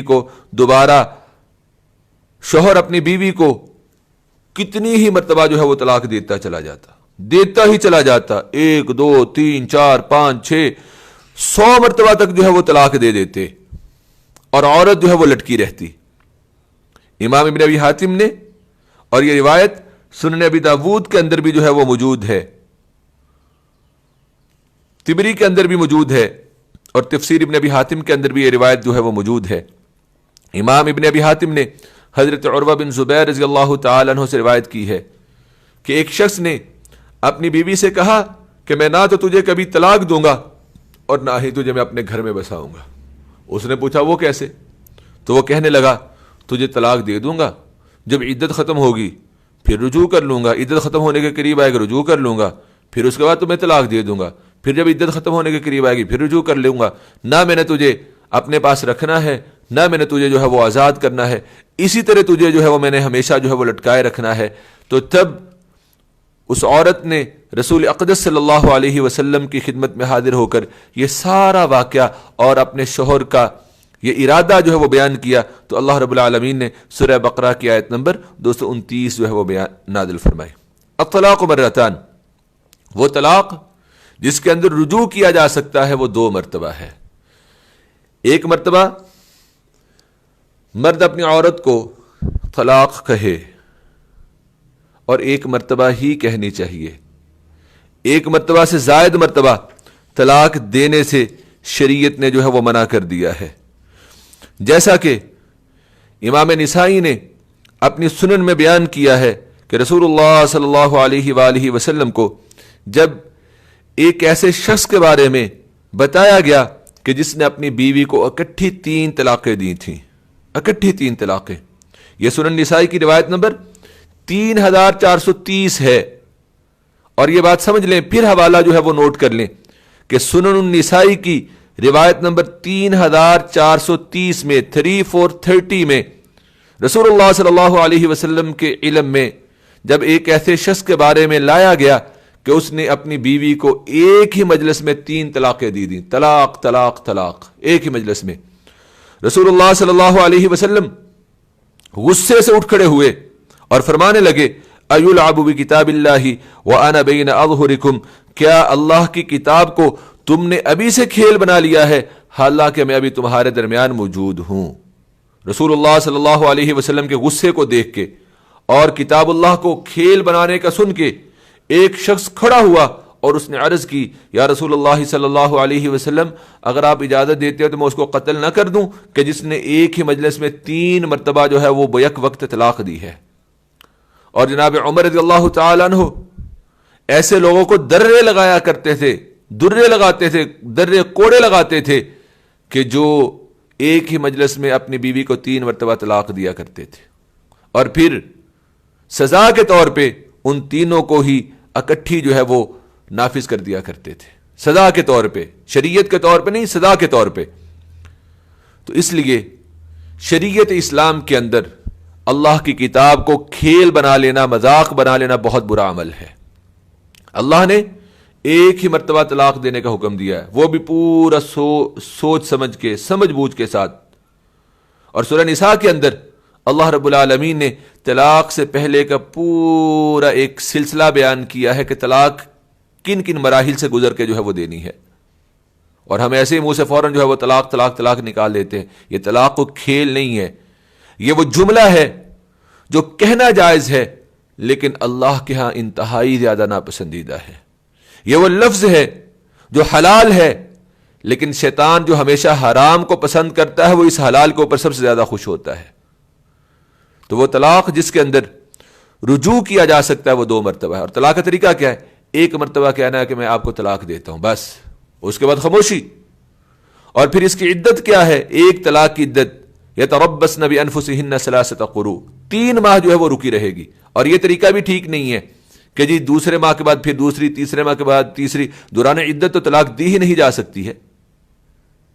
درست طریقہ کیا ہے کہ یا ایھا النبی اذا طلقتم النساء فطلقوهن لعدتهن، نبی کی وسادت سے ہمیں حکم دیا گیا کہ جب بھی تم عورتوں کو طلاق دو تو ان کی طلاق کی عدت شمار کرو، عدت کے آغاز میں انہیں طلاق دو، کہ جب وہ ایام حیض سے فارغ ہو جائیں، ان کا رحم خالی ہو اور تم نے ان دنوں میں عورت کے ساتھ مجامعت نہ کی ہو، پھر تم اسے طلاق دو۔ اور طلاق کی عدت کیا ہے؟ والمطلقات یتربصن بانفسہن 3 قروء۔ اور یہی طلاق سنت طلاق ہے، یہی طلاق طلاق احسن ہے، اور احسن کو ہی انسان کو جو ہے وہ عمل کرنا چاہیے۔ پھر دوران عدت آپ رجوع کر لیتے ہیں، ٹھیک ہے، نہیں کرتے ہیں تو عدت ختم ہوگی، وہ عورت آزاد ہے، اور وہ اگر نکاح کرنا چاہے آگے تو کہیں کر سکتی ہے۔ لیکن اس کے بعد بھی اگر اس عورت کا نکاح نہیں ہوتا، تمہارا آپس میں تصفیہ ہو جاتا ہے، تو نکاح رجی کر کے وہ عورت واپس تمہارے گھر میں آ جائے گی۔ پھر زندگی میں کبھی دوسری مرتبہ طلاق دے دی، یہ طلاق بھی رجعی طلاق ہے، اس کا بھی عدت کے دوران رجوع کیا جا سکتا ہے، اور عدت گزرنے کے بعد نکاح رجعی ہو سکتا ہے۔ پھر اس کے بعد زندگی میں کبھی جو ہے وہ طلاق دے دی، اب یہ طلاق طلاق بانا، طلاق بتہ ہے، نہ اس طلاق کی عدت کے دوران رجوع ہو سکتا ہے اور نہ اس طلاق کی عدت گزرنے کے بعد نکاح رجعی ہو سکتا ہے، یہاں تک کہ وہ عورت آگے کسی سے نکاح کرے گھر بسانے کی نیت سے، نہ کہ حلالہ کی نیت سے، اور پھر وہ اگلا خامد فوت ہو جائے یا اسے طلاق دے دے تو پھر یہ پہلے خامد کے پاس آ سکتی ہے۔ تو الطلاق مرتان، اب وہ 100 مرتبہ والا کنسیپٹ بھی ختم کر دیا، عورت کو لٹکائے رکھنا اور ایک ہی مجلس میں 3 طلاقیں دے دینا، اس کا بھی تصور جو ہے وہ ختم کر دیا۔ الطلاق مرتان، وہ طلاق جس کے اندر رجوع ہو سکتا ہے وہ 2 مرتبہ ہے۔ فَإِمْسَاكُمْ بِمَعْرُوفٍ، پھر یا تو عورت کو دستور کے مطابق روک لیا جائے، او تسریح بإحسان، یا پھر اس کو بھلائی کے ساتھ جو ہے وہ چھوڑ دیا جائے۔ امساکم بمعروف، اس کا مطلب کیا ہے کہ شائستہ طریقے سے نکاح میں رہنے دیا جائے اور عدت کے دوران ہی اس کے ساتھ رجوع کر لیا جائے، اور اگر اس کی عدت گزر گئی ہے تسریح بإحسان تو اچھے طریقے سے، یہ نہیں کہ الزامات لگا کے، لڑائی جھگڑا کر کے، ایک پورا تماشا لگا کے جو ہے وہ چھوڑا جائے، نہیں، اچھے طریقے سے چھوڑنا ہے۔ وَلَا يَحِلُّ لَكُمْ أَن تَأْخُذُوا مِمَّا آتَيْتُمُوهُنَّ شَيْئًا، اور تمہارے لیے یہ جائز نہیں ہے کہ تم انہیں جو دے چکے ہو اس میں سے کچھ واپس لو۔ ہاں، یہ کہ دونوں کو ڈر ہو کہ وہ اللہ کی حدوں کو قائم نہیں رکھ سکیں گے۔ فَإِنْ خِفْتُمْ أَلَّا يُقِيمَا حُدُودَ اللَّهِ، بس اگر تمہیں ڈر ہو کہ وہ دونوں اللہ کی حدیں قائم نہ رکھ سکیں گے، فَلَا جُنَاحَ عَلَيْهِمَا فِي مَا افْتَدَتْ بِهِ، تو ان دونوں پر کوئی گناہ نہیں ہے کہ عورت فدیے کے طور پہ وہ مال دے کر کیا کر لے؟ خلا حاصل کر لے۔ طلاق کی شکل میں مرد کے لیے سختی سے پابندی ہے کہ وہ حق مہر واپس نہیں لے گا، اور اگر ان دونوں میاں بیوی کا اکٹھا رہنا ناممکن اور مشکل ہو چکا ہے، اور جب میاں بیوی میں یہ خلا کی بات ہو رہی ہے، پہلے بات تھی طلاق کی، اب آیت نمبر 229 کے اس حصے میں کہ فَإِنْ خِفْتُمْ اللہ یقیما حدود اللہ فلا جناح علیہما فیما افتدت بہ، پھر اگر دونوں میاں بیوی کو ڈر ہو کہ وہ دونوں میاں بیوی کے رشتے کے معاملے میں اللہ کی حدود کو قائم نہ رکھ سکیں گے تو پھر ان دونوں پر کوئی گناہ نہیں ہے کہ عورت فدیے میں وہ مال دے کر خلا حاصل کر لے۔ اب یہاں پہ خلا کی بات ہو رہی ہے، اور وہ خلا کیا ہے کہ جب میاں بیوی کے درمیان ایسا اختلاف پیدا ہو جائے کہ عورت مرد کے حقوق کو ادا نہ کرے اور آپس میں ان کی باہم ایسی نفرت پیدا ہو جائے کہ اس کے ساتھ مل جل کر نہ رہ سکے، تو اس صورت میں عورت کو یہ اختیار ہے کہ حق کے مہر کو بطور فدیہ دے کر اس سے جو ہے وہ رہائی حاصل کر لے۔ جیسا کہ صحیح حدیث کے اندر امام مالک رحمہ اللہ نے اپنی حبیبہ بنت سہل انصاریہ سے روایت کیا ہے کہ حبیبہ بنت سہل وہ ثابت بن قیس بن شماس کے نکاح میں تھی۔ رسول اللہ صلی اللہ علیہ وآلہ وسلم صبح کے وقت اپنے کاشانہ نبوت سے باہر تشریف لائے تو آپ نے دیکھا کہ حبیبہ بنت سہل رسول اللہ صلی اللہ علیہ وسلم کے دروازے کے باہر کھڑی ہوئی ہیں، تو آپ نے فرمایا من ہذہ، یہ کون ہے، کون عورت ہے؟ تو حضرت حبیبہ فرماتے میں نے کہا انا حبیبہ بنت سہل یا رسول اللہ، اللہ کے رسول میں حبیبہ بنت سہل ہوں۔ آپ نے فرمایا ما شأنکی، کیا بات ہے؟ تو انہوں نے اپنے شوہر کا نام لیتے ہوئے کہنے لگیں کہ اللہ کے رسول، میں اور ثابت بن قیس اکٹھے نہیں رہ سکتے، ہمارا گزارا نہیں ہو سکتا۔ جب ان کے شوہر ثابت بن قیس آئے تو رسول اللہ صلی اللہ علیہ وسلم نے پوچھا کہ اے ثابت، یہ حبیبہ بنت سہل ہیں، انہوں نے یہ کہا ہے کہ میں اور میرا شوہر اکٹھے نہیں رہ سکتے۔ تو حبیبہ نے عرض کی اللہ کے رسول، انہوں نے ثابت نے جو مجھے حق مہر دیا تھا وہ سب کچھ میرے پاس موجود ہے۔ رسول اللہ صلی اللہ علیہ وسلم نے ثابت کو کہا اپنا مال ان سے لے لو۔ چنانچہ ثابت نے وہ تمام مال جو باغ کی شکل میں تھا اور دوسرا مال تھا جو حق مہر کے طور پہ حضرت حبیبہ کو دیا گیا تھا، وہ انہوں نے واپس لے لیا اور حضرت حبیبہ بنت سہل اپنے والدین کے گھر جا بیٹھی۔ یہ تھا خلا کی شکل میں، آپس میں باہم معاملہ کو درست کرنے کے لیے۔ لیکن عورت کا بلا وجہ طلاق کا مطالبہ کرنا، خلا حاصل کر لینا، یہ کتنا بدترین گناہ ہے کہ رسول اللہ صلی اللہ علیہ وآلہ وسلم نے فرمایا۔ یہ جامع ترمذی کی روایت ہے، حضرت ثوبان رضی اللہ تعالیٰ عنہ اس حدیث کے راوی ہیں۔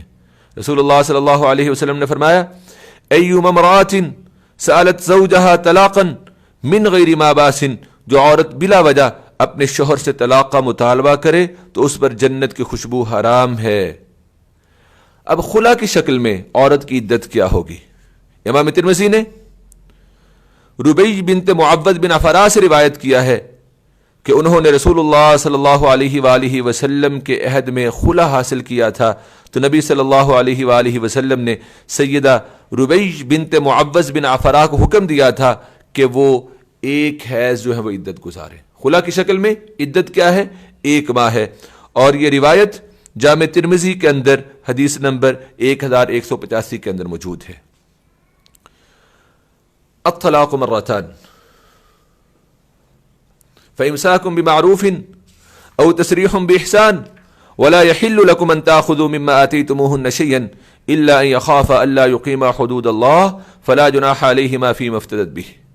آیت کے آخری حصے تلک حدود اللہ فلا تعتدوها، یہ اللہ کی حدیں ہیں، تم ان سے آگے نہ بڑھو۔ ومن يتعد حدود اللہ، اور جو لوگ اللہ کی حدوں سے تجاوز کرتے ہیں فاولئک هم الظالمون، بس یہی لوگ جو ہیں وہ ظالم ہیں۔ آیت نمبر 229 کے اندر جو مسائل ہم نے پڑھے، میں ان کا خلاصہ ایک مرتبہ پھر بتا دوں کہ طلاق رجعی 2 مرتبہ ہے۔ طلاق رجعی میں عدت کے دوران بیوی کو اپنے پاس رکھنا، اچھے طریقے سے روک لینا، یا پھر عدت گزرنے کے بعد اس کو اچھے طریقے سے چھوڑ دینا۔ اور تیسری چیز، طلاق کی شکل میں جو مرد نے عورت کو حق مہر دیا ہوا ہے وہ واپس نہیں لیا جائے گا۔ ہاں اگر میاں بیوی کا باہم گزارا نہیں ہو رہا تو عورت شرعی عذر کی بنا پہ، مجبوری کی بنا پہ اور سالڈ بنیادوں پہ خلا کا مطالبہ کرے گی، اور خلا کا جب مطالبہ کرے گی تو وہ حق مہر جو اسے اس کے خامد نے دیا ہوگا وہ خامد کو واپس کر کے خلا جو ہے وہ حاصل کر لے گی۔ اور خلا کی عدت کیا ہے؟ 1 ماہ ہے۔ طلاق کی عدت کیا ہے؟ 3 ماہ ہے۔ فَإِن طَلَّقَهَا فلا تحل له من بعد حتى تنكح زوجا غيره. پھر اگر وہ خامد اسے تیسری طلاق دے دے، فإن طلقها، پہلے تھا طلاق مرتان، اب آیت نمبر 230 میں کیا ہے؟ فإن طلقها، دو طلاقوں کے بعد بھی اگر وہ خامد اسے طلاق دے دے. اب طلاق کے حوالے سے میں نے یہ پہلے بھی عرض کیا کہ سنن نسائی کے اندر روایت موجود ہے کہ رسول اللہ صلی اللہ علیہ وسلم نے ایک ہی مجلس میں بیک وقت 3 طلاقیں دینے والے شخص کے بارے میں جب پتا چلا، اب غصے سے اٹھ کھڑے ہوئے اور آپ نے اتنا غصے کا اظہار کیا اور فرمایا کہ میں تمہارے اندر موجود ہوں، تمہارے پاس ہی ہوں، اور تم نے اللہ کی کتاب کے ساتھ کھیلنا جو ہے وہ شروع کر دیا. ایک ہی مجلس میں 3 طلاقیں دینا اللہ کی کتاب کے ساتھ کھیل اور مذاق ہے. اور اگر کوئی انسان ایک ہی مجلس میں 3 طلاقیں دے دے تو پھر کیا ہے؟ رسول اللہ صلی اللہ علیہ وآلہ وسلم کے سامنے جب یہ مسئلہ پیش ہوا، اور سنن نسائی کی اسی روایت کے اگلے حصے میں بھی یہ الفاظ موجود ہیں کہ رسول اللہ صلی اللہ علیہ وسلم نے انہیں فرمایا کہ تمہاری یہ 3 طلاقیں ایک طلاق ہے، اب تم اپنی بیوی سے رجوع کرنا چاہتے ہو تو رجوع کر سکتے ہو. اس طرح رسول اللہ صلی اللہ علیہ وآلہ وسلم کے سامنے مسئلہ پیش ہوا کہ فلاں صحابی نے اپنی بیوی کو ایک ہی مجلس میں 3 طلاقیں دے دی ہیں، تو آپ علیہ وسلم نے ان 3 طلاقوں کو ایک ہی شمار کیا. تو جب ایک شمار کیا جائے گا 3 طلاقوں کو تو پھر رجوع ہوگا. یہ بات یاد رکھیں کہ بیک وقت 3 طلاقیں جو دی جاتی ہیں وہ 3 کبھی ہوتی ہی نہیں ہیں. سنت یہ ہے ایک دیں، اگر 3 دی ہیں تو آپ نے اللہ کی کتاب کے ساتھ مذاق کیا ہے، اور ان 3 کو پھر رسول اللہ صلی اللہ علیہ وآلہ وسلم نے ایک ہی جو ہے وہ شمار کیا. فإن طلقها، سنت کے مطابق اگر وہ تیسری طلاق دے دے، فلا تحل له من بعد حتى تنكح زوجا غيره، تو پھر وہ عورت اس کے لیے حلال نہیں ہے یہاں تک کہ وہ اس کے علاوہ کسی اور خامد سے نکاح کرے. اب یہاں پہ حلالہ ہے. اب حلالہ سے مراد وہ حلالہ نہیں ہے جو ہمارے ہاں معروف و مروج ہے، بلکہ حلالہ کیا ہے؟ جیسا میں نے پہلے ذکر کیا کہ اب اس نے 3 طلاقیں دے دی ہیں، سنت کے مطابق دی ہیں. اب یہ تیسری طلاق کے بعد نہ اپنی بیوی سے رجوع کر سکتا ہے، نہ اسے اپنے گھر میں رکھ سکتا ہے. اب کیا کرے گی؟ وہ عورت آزاد ہے، اپنے ماں باپ کے گھر جو ہے وہ چلی جائے گی، یا حکومت جہاں اسے ٹھہرائے گی وہاں ٹھہرے گی. اب یہ عورت عدت گزرنے کے بعد پھر کسی مرد کے ساتھ نکاح کرے گی. کس نیت کے ساتھ؟ اس کے ساتھ بھرپور زندگی گزارنے کی نیت سے، اس کے ساتھ پوری زندگی ازدواجی حیثیت میں رہنے کی نیت سے. ہاں پھر ان کی نہیں بنتی یا وہ خامد فوت ہو جاتا ہے تو یہ پہلے کے پاس آ سکتی ہے. اس لیے فرمایا فإن طلقها فلا تحل له من بعد حتى تنكح زوجا غيره. اور ہمارے ہاں جو حلالہ کیا جاتا ہے یہ تو سراسر ہے ہی گناہ. اللہ کے نبی نے لعنت فرمائی. حضرت عبداللہ بن مسعود رضی اللہ تعالی عنہ بیان فرماتے ہیں، یہ حدیث مسند احمد کے اندر اور سنن نسائی کے اندر موجود ہے.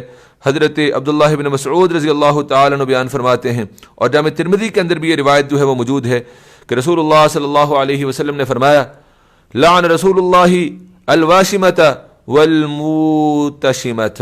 رسول اللہ صلی اللہ علیہ وسلم نے نقش و نگار گودنے والی اور گدوانے والی، بال ملانے والی اور بال ملوانے والی، والمحل والمحلل له، اور حلالہ کرنے والے اور حلالہ کروانے والے کے لیے، اور سود کھانے والے اور سود کھلانے والے کے لیے، سب پر جو ہے وہ لعنت فرمائی.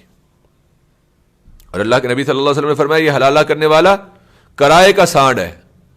لعنت فرمائی ہے اللہ کے نبی نے. اور ہمارے ہاں کیا ہوتا ہے؟ جی طلاق ہو گئی، جی ہو گئی، اب اس نے عدت بھی نہیں گزاری ہے، مسئلہ پوچھنے چلے گئے حلالہ کریں، عدت بھی نہیں گزاری، دوران عدت ہی حلالہ کیا جاتا ہے. حلالہ کیا گیا، مباشرت مجامت کی، ہم بستری کی. اب شریعت نے حکم کیا دیا ہے کہ جس طہر میں مباشرت کی گئی ہے اس طہر میں طلاق ہی نہیں دے سکتے ہو جب تک کہ وہ عورت حیض سے فارغ ہو کے اس کا رحم پاک صاف سامنے نظر نہ آ جائے کہ اس کے رحم کے اندر کچھ بھی نہیں ہے. اسی وقت ہفتہ 2 دن گھنٹے 2 گھنٹے گزار کے اسی وقت جو ہے وہ طلاق دے کے فارغ کر کے جائیں، آپ اگلے دن جا کے جو ہے وہ اپنے خاوند کے ساتھ نکاح کر لیں. کتنا بڑا مذاق ہے یہ شریعت کے ساتھ، اور یہ زنا ہے. رسول اللہ صلی اللہ علیہ وآلہ وسلم نے اسے جو ہے وہ زنا قرار دیا. حلالے کی شرعی صورت کیا ہے؟ وہ ہے جو رسول اللہ صلی اللہ علیہ وآلہ وسلم کی صحیح احادیث کے اندر موجود ہے.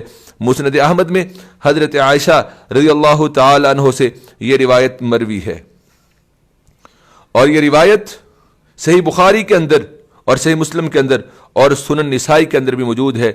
حضرت عائشہ رضی اللہ تعالی عنہ بیان فرماتی ہیں کہ رفاع قرزی کی بیوی آئی اور اس وقت میں اور میرے والد گرامی جناب ابوبکر صدیق رضی اللہ تعالی عنہ بھی رسول اللہ صلی اللہ علیہ وسلم کے پاس تھے.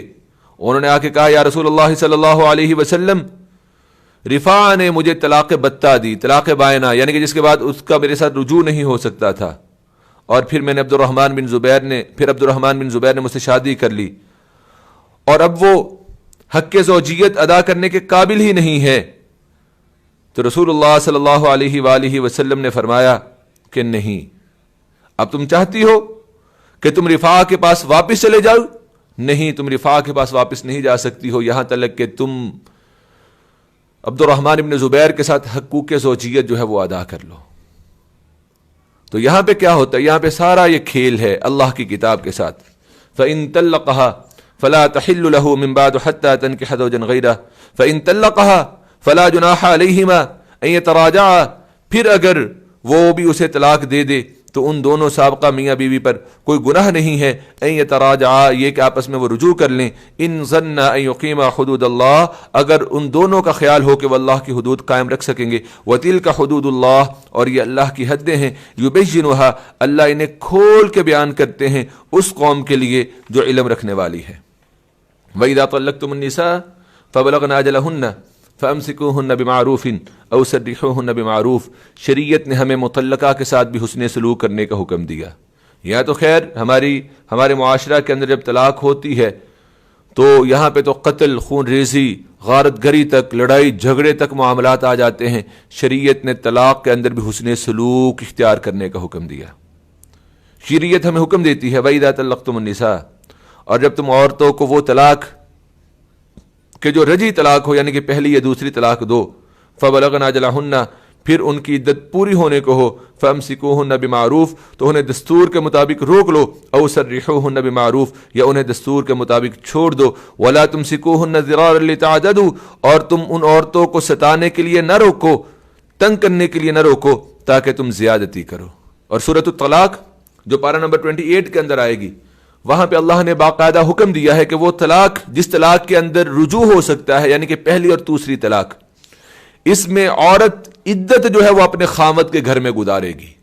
ہم یہاں پہ بھی کتاب اللہ کی خلاف ورزی کرتے ہیں کہ جیسے ہی طلاق ہوتی ہے ہم عورت کو اٹھا کے، بہن بیٹی کو اٹھا کے ہم جو ہے وہ اپنے ساتھ لے جاتے ہیں اور جھگڑا جو ہے وہ بڑھتا چلا جاتا ہے. شریعت نے حکم دیا ہے کہ وہ طلاق جس کے اندر رجوع ہو سکتا ہے، عدت جو ہے عورت اپنے خامد کے گھر میں گزارے گی. وَمَن يَفْعَلْ ذَلِكَ فَقَدْ ظَلَمَ نَفْسَهُ، اور جو کوئی بھی طلاق کے معاملے میں کسی عورت کو تنگ کرے گا اور اس کے ساتھ زیادتی کرے گا، وہ یقیناً اپنے آپ پر ہی ظلم کرے گا. وَلَا تَتَّخِذُوا آیَاتِ اللَّهِ ہُزُوًا، اور تم اللہ کی آیتوں کو ہنسی مذاق نہ بناؤ، اور اللہ کی طرف سے تم پر جو انعام ہوا ہے اسے یاد کرو. وَمَا أَنزَلَ عَلَيْكُم مِّنَ الْكِتَابِ وَالْحِكْمَةِ، اور اس کتاب اور حکمت کو بھی یاد کرو جو اس نے تم پر نازل کی ہے. یعظکم بہ، وہ اللہ اس کتاب و حکمت کے ساتھ وہ تمہیں اس کی نصیحت کرتا ہے. واتقوا اللہ، اور تم اللہ سے ڈرو. واعلموا، اور تم جان لو. ان اللہ بکل شیء علیم، بے شک اللہ ہر چیز کو خوب جاننے والے ہیں.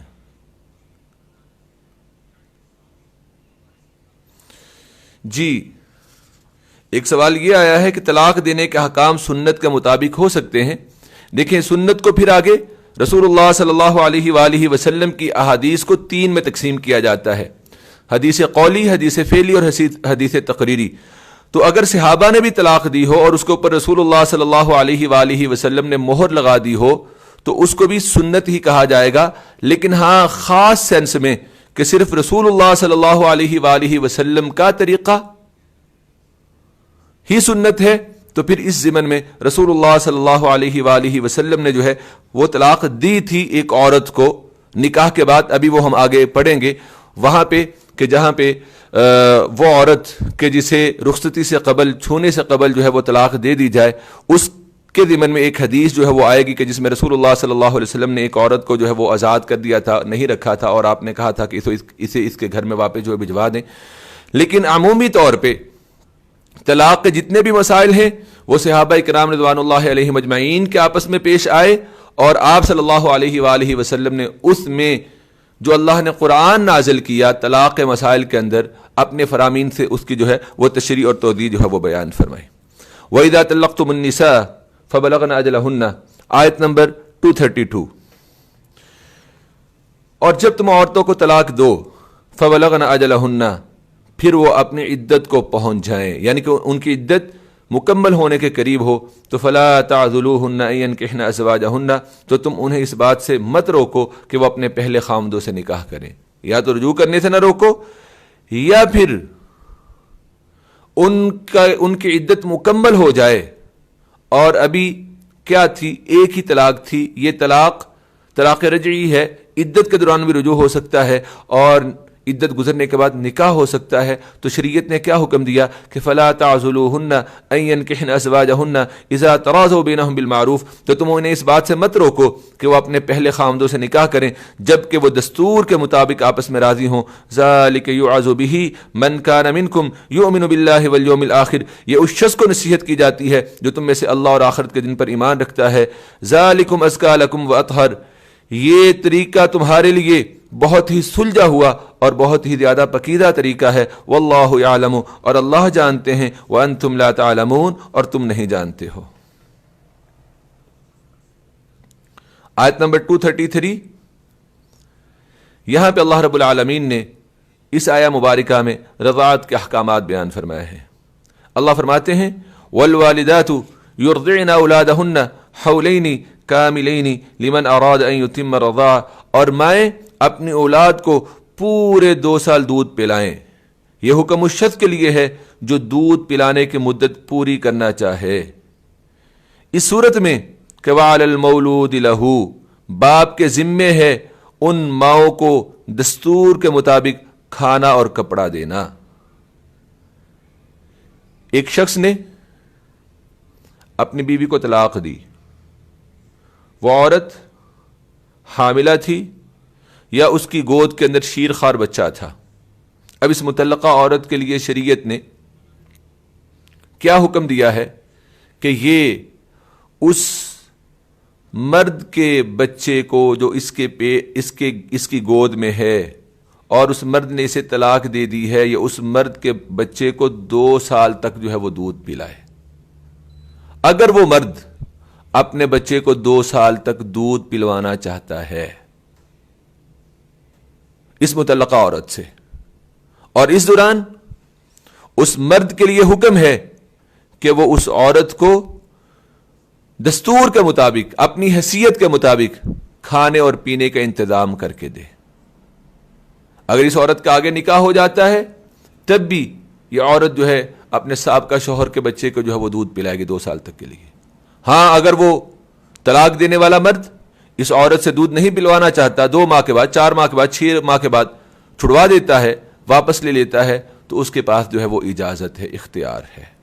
یہ 8 سال یا 7 سال یا 12 سال کی مدت اسلامی قانون کے اندر نہیں ہے. اسلامی قانون میں عورت کے پاس طلاق کے بعد بچہ اسی وقت تک رہے گا جب تک خامد رضامند ہوگا کہ یہ عورت اس کو دودھ پلائے، اگر بچہ دودھ پینے کی عمر میں ہوگا. اگر بچہ دودھ چھوڑ چکا ہے تو پھر اسلامی شریعت کے مطابق وہ مرد حقدار ہے کہ وہ اس عورت سے اپنا بچہ جو ہے وہ واپس لے لے. اسی ضمن میں ایک اور رضاعت کی شکل ہے کہ شیر خوار بچہ جو ابھی 2 سال کی عمر کو نہیں پہنچا ہے وہ کسی اور عورت کا دودھ پیے، اسے بھی رضاعت کہا جاتا ہے. اور اس رضاعت کے لیے شرط یہ ہے کہ وہ اس عمر میں ہو جس عمر میں دودھ پلایا جاتا ہے. اور وہ دودھ پلانا کب تک ہے؟ 2 سال تک. 2 سال کے بعد رضاعت جو ہے وہ ثابت نہیں ہوگی، رضاعت کبیر نہیں ثابت ہوگی. وہ رضاعت کبیر صرف سیدہ عائشہ رضی اللہ تعالیٰ عنہ کا خاصہ تھی. اس کے اوپر تمام جمہور کا اور تمام امہات المومنین کا اور تمام صحابہ کرام رضوان اللہ علیہم اجمعین کا اجماع ہے. اگر ماں کے علاوہ کسی عورت سے دودھ پلایا جاتا ہے اسے بھی رضاعت کہتے ہیں. اور یہ رضاعت 2 سال تک ہوگی. اور اس میں بھی کیا ہے؟ رسول اللہ صلی اللہ علیہ وآلہ وسلم کی صحیح حدیث ہے جس کی راویہ سیدہ ام سلمہ رضی اللہ تعالی عنہا ہے اور یہ جامع ترمذی کے اندر ہے.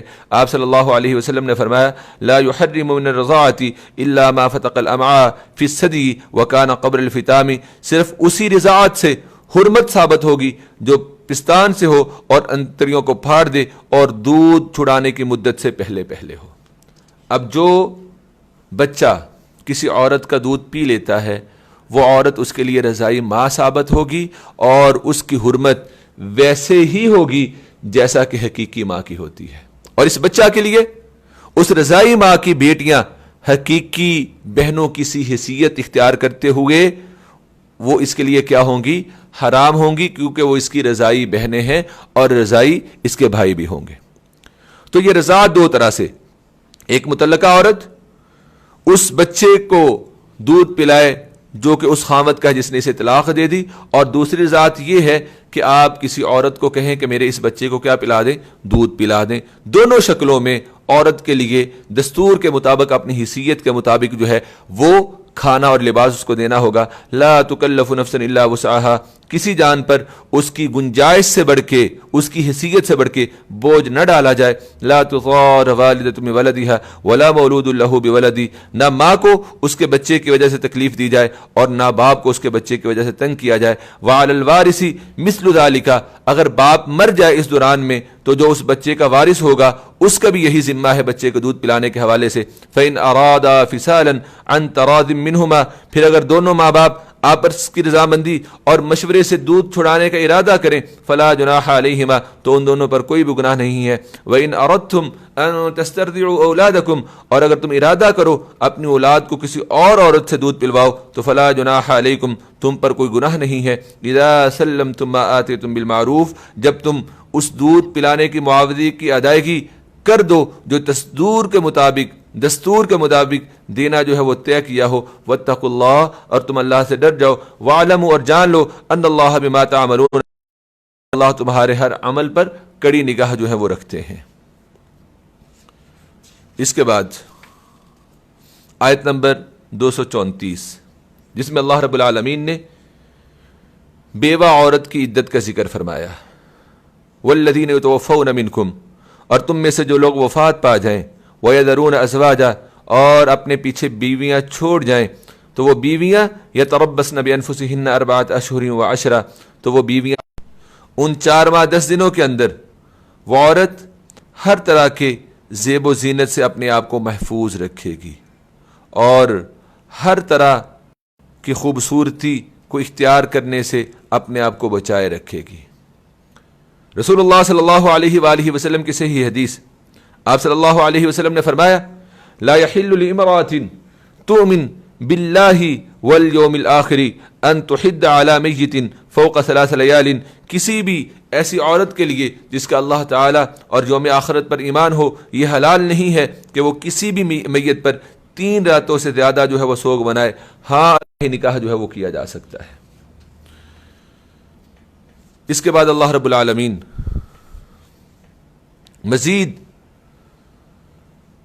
بیوہ کی بیوگی کی عدت کے احکامات بیان کرتے ہوئے فرماتے ہیں ولا جناح علیکم فیما عرضتم به من خطبۃ النساء، اور اس بات میں تم پر کوئی گناہ نہیں ہے کہ تم عورتوں کی عدت کے دوران انہیں اشارے کنائے میں نکاح کا پیغام دیو یا تم اپنا ارادہ اپنے دلوں میں چھپائے رکھو.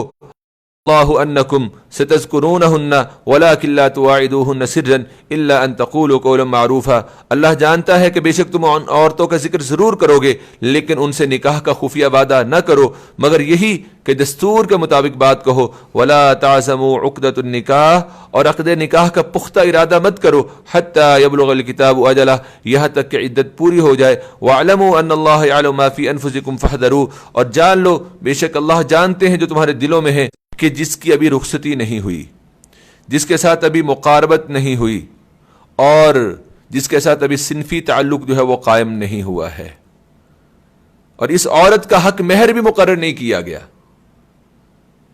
2 چیزیں، نہ تو رخصتی اور مقاربت، اور دوسرا حق مہر بھی مقرر نہیں کیا گیا. تو حکم کیا ہے وَمَتِّعُوهُنَّ، اس کو کچھ سامان دے کے جو ہے وہ رخصت کر دو. اور اگر حق مہر مقرر کر دیا گیا ہے، مقاربت اور رخصتی سے پہلے طلاق دے دی گئی ہے، تو پھر اس میں اتفاق ہے کہ اس کو نصف حق مہر جو ہے وہ دیا جائے گا. اور یہ بات ہم سورہ احزاب کے اندر جو ہے وہ انشاءاللہ آگے جا کے پڑھیں گے بھی. تو امام بخاری رحمہ اللہ نے اپنی صحیح میں سہل بن سعد اور ابو اسید رضی اللہ تعالی عنہ سے روایت کیا ہے کہ رسول اللہ صلی اللہ علیہ وآلہ وسلم نے امیمہ بنت شراحیل سے نکاح کیا. یہ حدیث صحیح بخاری کی 5257 ہے، 5257. اور پھر جب امیمہ بنت شراحیل کو آپ صلی اللہ علیہ وآلہ وسلم کی خدمت میں پیش کیا گیا اور آپ صلی اللہ علیہ وسلم نے اپنا دست مبارک اس کی طرف بڑھایا تو اس نے گویا اسے ناپسند کیا. تو آپ صلی اللہ علیہ وسلم نے ابو اسید رضی اللہ تعالیٰ عنہ کو حکم دیا کہ اسے رخصت کرنے کے لیے تیار کر دیا جائے، یعنی کہ میں اسے چھوڑ رہا ہوں اور اسے سفید کتان کے 2 سوتی کپڑے جو ہیں وہ پہنا دیے جائے. اللہ کے نبی نے اس حکم کو پورا کیا. وَمَتِّعُوهُنَّ کہ انہیں کچھ سامان دے دو. عَلَى الْمُوسِعِ قَدْرُهُ وَعَلَى الْمُقْتِرِ قَدْرُهُ.